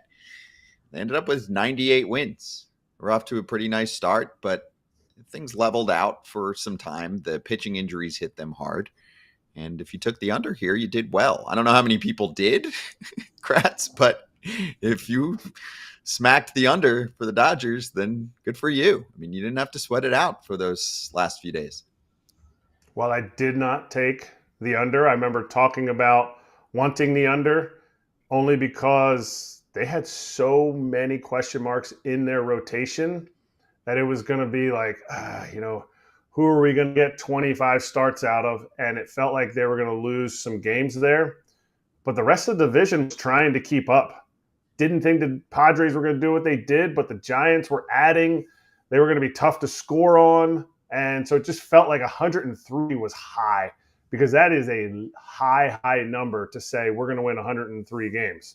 Without their hot month in 2023, their hot July, what pun intended, hot July, but they wouldn't have hit that number either. So I think that's a good under, but man, when they keep adding guys, if it's there again, I ain't touching it.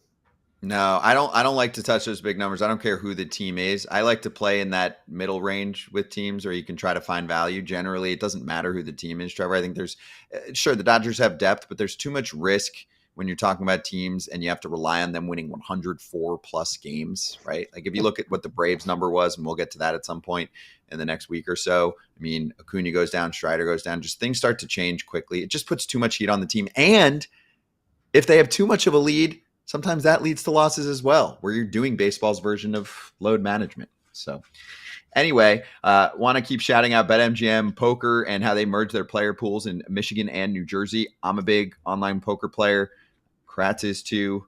We're going to try and get Trevor to a tournament very soon. So bigger prize pools, more players, more chances to win. You can check it out. BetMGM Poker leads the world in BetMGM Poker online. So go check it out, FT fam.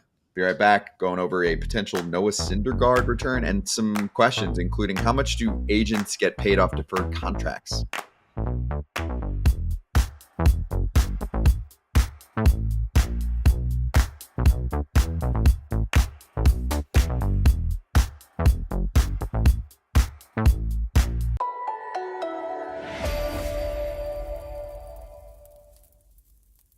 Believe it or not, will Noah Syndergaard pitch in Major League Baseball again? There's a lot of guys that make comeback efforts. I got to look up the age. Does anyone know on the fly here? Because apparently he's open to playing in Japan before returning to Major League Baseball. He's probably younger than most people think. He's 32. Yeah. I thought he was older than that too when I played with him. Like, wait, I'm 3 years older than you? I thought we were the same age. Wow. Like, no. Oh, wow. So, same body. Yeah, that's young. You and him. Same body. Same body. He's bigger than me, believe it or not. Yeah. He's a monster. The guy is He is a monster. So you played with him. Like, can he make it back? I mean, and how have you evaluated the course of his career? Because of course he was oozing with talent. He definitely got hit by injuries. I mean, I try to simplify things sometimes when people are asking about it, because anyone's arm can blow out, but also there was at least a time period where he was working out like a football player. I think he changed that progress over time, but sometimes that can burn you. But anyway, you can talk about this much smarter than I can because you're a pitcher and you played with him. Yeah, it's interesting because he had such a huge drop off in velocity, especially after a Tommy John. It wasn't like a shoulder labrum or some thoracic outlet or something. So we just don't see that happen where guys go throwing 99 to 92. That like it just doesn't happen that much anymore. And so it's really interesting from his watching him just like where did the power come from? So he has a short slide, like a short stride, a short arm path. There wasn't a lot of like wind up, so a lot of this was natural, his ability to throw hard. And I think that coming back and seeing the diminished numbers up on the board when he threw is just like, when you're so used to being like, well, here it is, see it and hit it. You're not doing that anymore at 92. So you have to kind of completely change how you've pitched and how you've thought about pitching your entire life. So it's going to be interesting to see if he gets a couple more ticks back. He might have gone to, because there's a lot of great resources outside of baseball now that are able to handle a lot of this stuff, like namely Driveline and Tread and all these other places. So who knows? He's probably gone to one of those places, would be my guess, and he's probably seen some progress, and that's probably leading into why he feels this way. So if he's able to get back into the mid 90s, and then and he's had enough time away to kind of redefine how he's going to get people out, then absolutely there's a chance. The fact that he's open to Japan too seems that he has a pretty good idea how this needs to work. So I don't think it's outside the realm of possibility, but from what I saw is I remember having chats with him, sitting there watching his bullpens with Jeremy Hefner, and just having listening to him talk, and it was just a lot of confusion. A lot of people were just like, why can't we find this? Usually we can find things, and it's an odd thing. So it needed to be built back up from the ground up, and he's been away long enough that he might have done that. So it'd be interesting to see what he looks like right now in a bullpen, and it'd be much easier to tell you whether or not it's going to work. But that's what it's going to take. That's what it's going to take to get back. But he's 32. I mean, he's young. Who knows? Kazmir came back at 38. So why can't I mean, Rich Hill still wants to pitch. So why can't Noah Syndergaard come back? Didn't Rich Hill's career kind of start at that age range? No, I get restart. I'm saying Restart. yeah, that's what I mean. Like this version of Rich Hill, right? And then you had the handful of starts, and then he gets the decent sized contract that ends up turning out to make sense. The Dodgers were the last team to take the big money flyer on Thor in 2023, and it didn't work out. I think it was 1 year, $13 million, 7.16 ERA. Essentially gets kind of cut and moved to the Guardians, and then they cut him. So yeah, we'll see, but he's certainly young enough. Kratz, you got a comment, or you want me to get to some fan questions? No. I mean, just more of like you say Scott Kazmir, curveball. Rich Hill, curveball. They reinvented it with the spider tack. I mean, just a little extra spin. And so Noah's going to have to do something like that. And I think it's interesting what Trevor said about, like, he's just always been a dude that can throw like that, but he doesn't have it. The strikeouts just declined. And it's so crazy and also interesting that there might, something there. Matt Harvey and him were going to take over the world. It was going to be, I don't know what Harvey's, the Dark Knight, and it was Dark Knight and Thor. And they were going to take over the world. And they both really kind of declined at the same time. So it's one of those things. It is a cautionary tale of success that you always have to keep learning, keep growing in the game, even if you are supremely talented. Hey, we're getting requests for Ken Rosenthal. That's fair. He's on today. Actually, that's a Kratz line, even though I didn't realize it. The host of Fair Territory, Ken Rosenthal, joining us next on FT. So let's step aside quick. He's getting all set up in his green room. Lots of green rooms today. Questions for Ken, let us know in the chat. If you're in the YouTube situation, subscribe to us. If you're on TV, we'll ask some questions. And we'll be...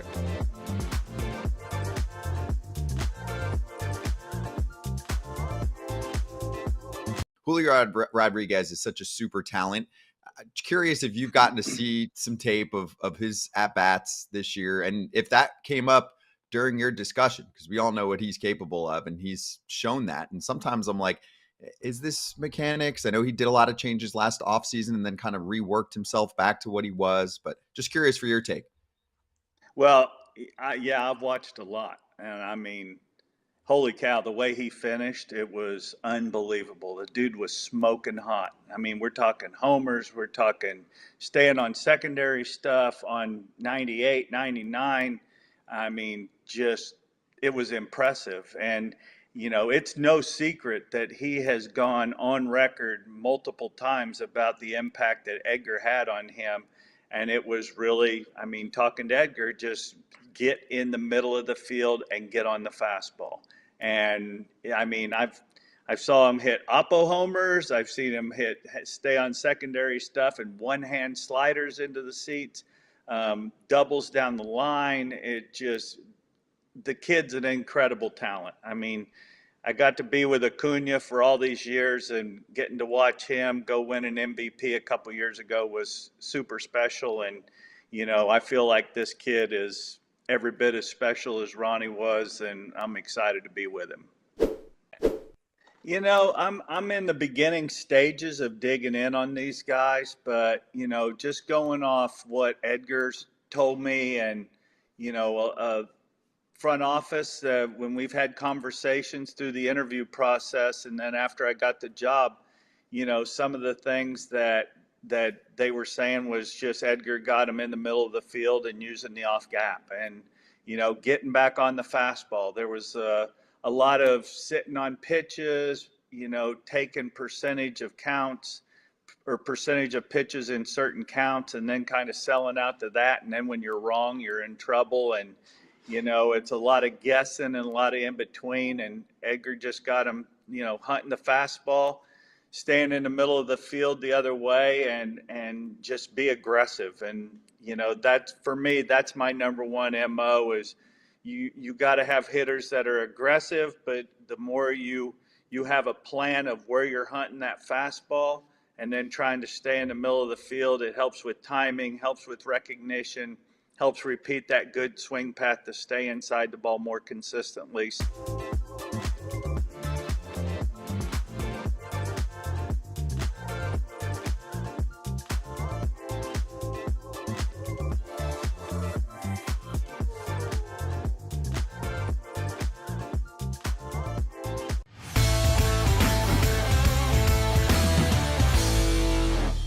It's the Inside Scoop, powered by MLB 9 Innings 24. Go get the game. It's free on your mobile device. Ken Rosenthal with SFT Senior Insiders, working hard late into the night on the Blake Snell signing by the Dodgers. Ken, your thoughts and a little bit on the added layers of what you wrote about in The Athletic. Well, basically what I wrote was that Blake Snell wasn't messing around, Boris wasn't messing around, and the Dodgers weren't messing around. And I'll go through each. Snell, obviously, last year he signs March 19th. He clearly wanted to sign earlier and get it out of the way and not have the situation he did last year where it disrupted his early part of the season. So good for him. He gets the deal that probably is kind of what he would have wanted last year when you add last year's deal and this one together. It comes to 6 years, $217 million, I believe. That's pretty much what you would have thought Blake Snell would have gotten last year. Granted, there are some deferrals. There's also a huge signing bonus that kind of mitigates the impact of the deferrals as well. Scott Boras, we know what happened to him last offseason. We know how he handled things. He said it was the market that led to the creation of the Boras Four, the four guys who didn't sign until February 25th or later. But he's gotten two good outcomes now with Matt Chapman, and Snell. He lost Jordan Montgomery. Bellinger opted in.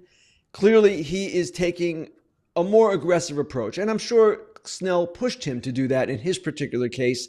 But Boras has all of these clients this offseason, too. A pretty good list, a better list than last offseason. It's Soto, of course. It's Corbin Burns. It's Alex Bregman. It's Pete Alonso and others. So it behooves him, as I wrote, to take guys off the board, get going, and kind of keep the line moving here. And for the Dodgers, well, they're the Dodgers, and we've seen this time and time again. They are not a team that often plays at the top of the market, but they'll do it when they can do it on their terms. And the deferrals in this deal, some $60 million, enable them to push the money back and out toward the latter years or beyond the years of this deal.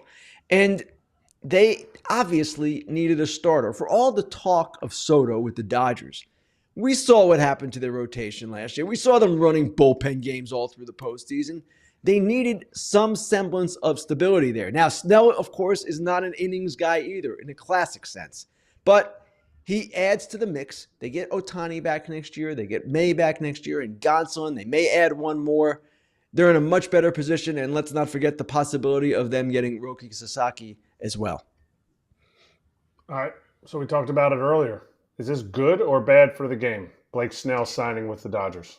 Totally depends on your perspective, Eric. If you're a Dodger fan, good for the game. If you're a fan maybe of other teams, I don't know, the Yankees, the Red Sox, the Mets, big market teams, you might not mind it because you want your team to act in the same way. But there are fans in other cities, smaller markets, who say, hey, what the heck is going on here? How is one team collecting all of these great players, and why is that fair? It's not fair in a classic sense. But the people who call for a salary cap, I will warn you again that if the owners push for a salary cap, as I expect they will do at the end of the 26th season, you're going to have a work stoppage. And you're going to have a situation where maybe things turn out better. Certainly in the NFL, you have Kansas City and Buffalo playing a really big game a couple of weeks ago, two of the smallest markets. They keep their stars. It seems to be, in many ways, a more equitable system. It relies on teams being shrewd and smart. The Giants and Jets in the biggest market aren't smart, so they suffer. But at the same time, the way the system is evolving now, I've always been in favor of the current plan, but we're seeing a greater separation of the haves and have-nots. That is a concern, and that should be a concern not just for the owners, of course, the ones who are affected by this, but the union as well, because you want the sport to be as competitive as possible. And you're getting to the point where you can raise the question, okay, is this really good for the game, as you just asked, Eric? I always have thought in the past that to have a super team or a couple of super teams, it's good. They're kind of the villains. Everybody shoots for them. And if you beat them, wow, what an accomplishment. Padres, Diamondbacks, they beat the Dodgers in recent years. It was great for those teams and really for the sport. But there are going to be questions asked because of this deal and, of course, the Ohtani and Yamamoto deals as well. And there are questions that are going to come up in the next round of negotiations that are going to be disturbing for everybody involved. And it's going to be really interesting to see how this gets handled. I'm not looking forward to it because, frankly, in my estimation, it's going to be ugly. That's big. That is big. The all in, though. You said, oh, it's not fair. There was a lot of teams that were in on this. Are we overusing that or are we underusing it? Because you and your colleagues, writers, are the ones that are getting the inside info. So when you talk to a team and they say, yeah, we were in on them, do they give you more information but you can't, push more out there because you haven't confirmed it with enough sources? Well, first of all, Eric, I'm not saying it's not fair. There are other teams that can spend to this level. Even some of the lower revenue teams can spend a whole lot more than they're spending right now. So let's get that right out of the way. And fans of those teams know it. They want their teams to spend more. Could they spend to the Dodgers level or the Mets level? Probably not. But could they do more than they're doing? Yes. Now, as far as information is concerned, we hear of teams' interest, yes, and occasionally in the aftermath, we hear of other offers that were made, but it's kind of difficult to get those numbers. It's not often that we do get them. And in this case, the Red Sox were in, the Orioles were in, other teams were in. Were they in at 5 years? Were they in at that AAV of $36.4 million, the fifth highest ever for a starting pitcher, not named Shohei Ohtani? I don't know that they were into that level. Ken, before I ask you the question, I apologize. As I believe it was last week you were on the show talking about some comments you made on Alex Bregman and what he might be looking for. And I also misinterpreted what you said and maybe ran with it too much. So I apologize for that. I'm getting better at this. But I'm one of those bad Trevor, people. Of all people, you need not apologize. There are a lot of other people who should be apologizing to for other things. So we're good. Yeah. Okay. Okay. Other people, you know who you are. Please apologize to Ken. Thank you. You mentioned earlier the interesting parts of Blake Snell's contract, and it seems like it's becoming a pattern with the Dodgers, with basically the bonus being one of the biggest bonuses I've ever seen. It might be the biggest signing bonus ever, and then the deferred money on the back end. Do you see those things as trade-offs that we might see being much, much more common when we start to see these deals get bigger and honestly maybe open it up for more teams to be involved? Well, Trevor, you know this, having played for the A's, a California team. California taxes are something players want to avoid. They're some of the highest state income taxes in the country. And the signing bonus, because Blake Snell lives in Washington, is going to save him countless dollars because the signing bonus does not count in the tax calculation, the government tax calculation, I should say, not the luxury tax. So it benefits him in that sense. It gives him a break on his income tax because Washington, I believe, is a non-income tax state. So that's one thing. The deferrals, other teams do this. It's not that uncommon. We see it quite often in the sport. And it's interesting because people might say, these are not good. They're just pushing money way out years from now. And it's going to be stuck with the other owner. But owners like deferrals because it does exactly that. It doesn't commit them to the present day value of what they are publishing as far as the number is concerned with the salary, the guaranteed money. The union likes them as well because you can declare a higher AAV, and if the deferrals are what they are, still it doesn't affect the AAV. That's what gets recorded. So I don't know that they're bad for the sport. They might be bad for the next ownership groups taking over these teams, but it seems to me it's a way for owners to get these deals done in the way that they want, and it, of course, lowers the competitive balance tax number, and it's a way also for the players to get the average annual values that they want, even though the money is not in present day value what it otherwise might be. So I know there's a lot of talk about this, and I did see something today from the account MLB Executive Burner. This is some unknown executive who tweets without his name. And he said that the one thing he would like to see, and I would agree with this, is that a Shohei Ohtani contract, for example, $70 million a year in terms of what he got, $700 million for 10 years. That $70 million should count against the luxury tax, not the present day value. That would prevent, the Dodgers from kind of playing games with this. It's not that they're doing anything illegal. It's perfectly legal, but it would prevent them from kind of skirting the luxury tax calculation in that fashion. All right, let's finish with the Dodgers fan question. Promised I'd get at least one in there. Chris asks, do the Dodgers still have enough oomph to sign Buehler and Teo? Obviously, I don't think money's the problem. Buehler is more of the interesting case because as much as I love the pitching depth, I mean, at some point you got to look and be like, all right, you're only going to start 6 guys to start the season. Are they really going to spend $20 million-ish on Buehler when they said no already? I would expect Buehler is going to do better elsewhere. A multi-year deal in some fashion, and the Dodgers clearly weren't ready to make him the qualifying offer, didn't want to make him the qualifying offer, and didn't make him the qualifying offer. They just felt that that number, based on what they saw during the regular season last year, it wasn't necessarily the best use of their money. I think that was the way I would put it. So I don't expect Buehler to be back. I do expect Teoscar Hernandez to be back. And one thing I mentioned in what I wrote today is, listen, the Dodgers are going to kick around with Juan Soto, make an offer here or there, do whatever they want to do, maybe drive the price up for other teams. But they always seem like a long shot for him. They still seem like a long shot for him. Blake Snell, or a pitcher of his caliber, was the far bigger need. And what they've done here is address that need. They can go sign Teoscar Hernandez now, bring him back. He was a great contributor to their team last year on and off the field. And maybe bring back Kike Hernandez, upgrade their bullpen, maybe get another starter, whether it's Sasaki or someone else. But they're in a much stronger position now going into next season than they were after the season ended when they were facing the losses of Buehler and Jack Flaherty. Good call, Ken. Thank you so much for the time. We'll watch Fair Territory on Friday, but also very, very happy Thanksgiving to you and yours. You too, guys. Thanks.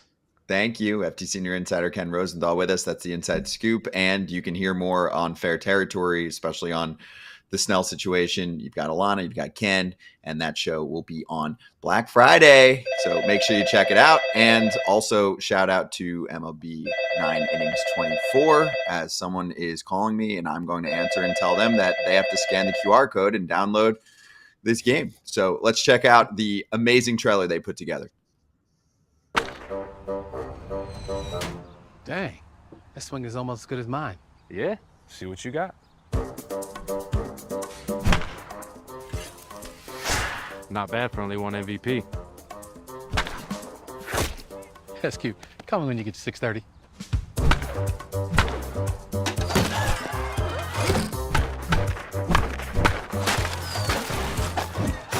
Still got it. Whatever.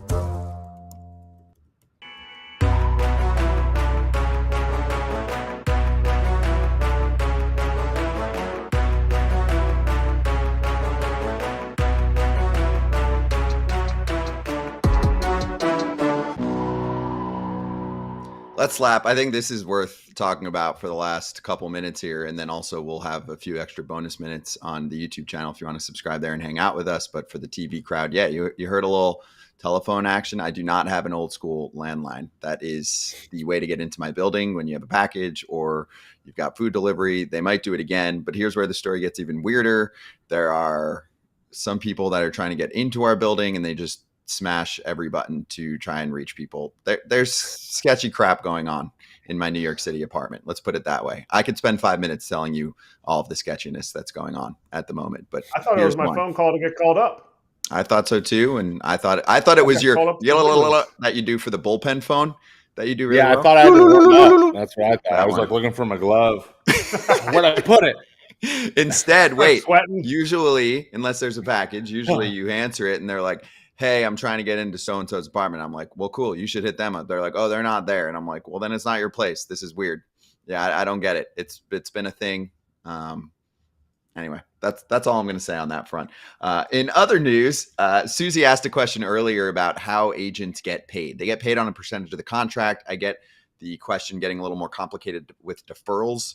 I'm going to give you an educated guess, and maybe one of you can chime in. Trevor, maybe you can help me out, but pretty sure it works the same way. You get the check on whatever day in 2039, and they still get a cut of that check at that very time. That is how it looks. So if you're ever looking to acquire an agency too, that would be something on their books for the future. Hey, actually, in 2039, we are still getting a little bit of money from Bobby Bonilla's deal. Like something like that. It does exist as far as I know. I believe that is how it works. Basically, you pay them first. They take the first cut. I believe, Scott, the standard is 5%. I believe Boris is right in there. What I want, and it might already exist, so correct me if I'm wrong, but I need to know after the off seasons are done, what Scott added to his own salary. Is like, I want to know how much he made total when you get 5% of everyone's contracts. People do that. I got to see. I need an active counter of what he is making with contracts he has on the books now and the ones he added, because it's a pretty nice little number, maybe even higher than any player. It's a massive corporation. Probably. Yes, I'm sure there's even bigger corporations that have tried to buy his out, and he's a no on that. Yeah. Profitable. He's got a ton of staff. This is going to be his biggest year ever, and we've said that many times before, but he has a ton of free agents, including the guy who's going to get the most present day money of all time. About 2019, and it was nuts too, with Rendon and Strasburg and Cole and the whole deal. Anyway, TV crowd, happy Thanksgiving.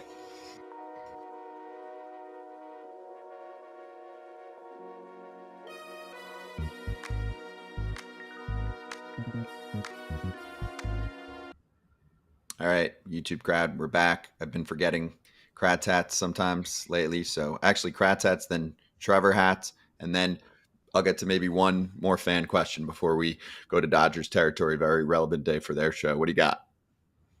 The baby boppers. Oh, baby bombers. All right. So, Luis Gil's on the show today. Why could I not wear one of these? Nice little camo brim. Baby bombers. Oh, I like that. That's nice. That's an A for me. Give me an A. I like that one. You got your A. Yeah, show yours off too real quick, Trevor. What do you got there? Tell everyone about it.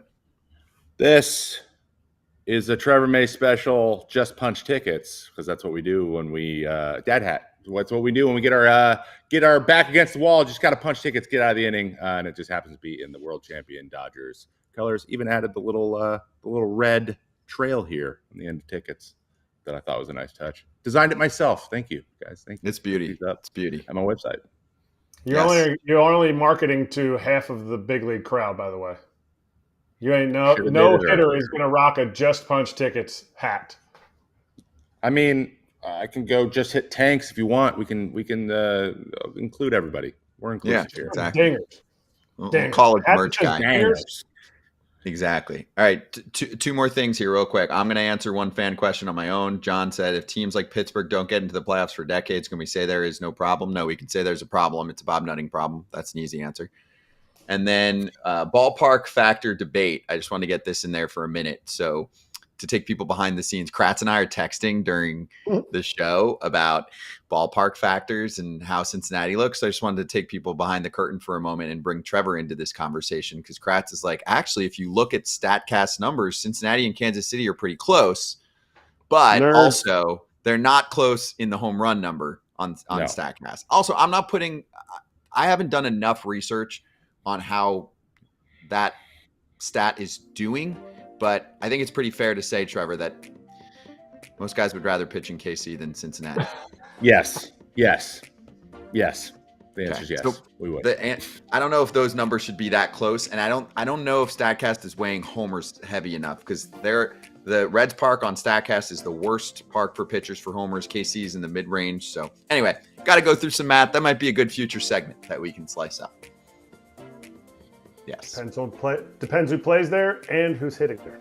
True. Exactly. Happy Thanksgiving to everyone. Appreciate everyone. Make sure you tell everyone, friends, fam, whatever, your colleagues, that you appreciate them. And we will see everyone for our live show. Next one is on Monday. We'll release some stuff over the next few days. Dodgers territory is next. If you want to go to that channel or just stay here, we'll take you there. Fair territory on Black Friday so that we don't leave you hanging.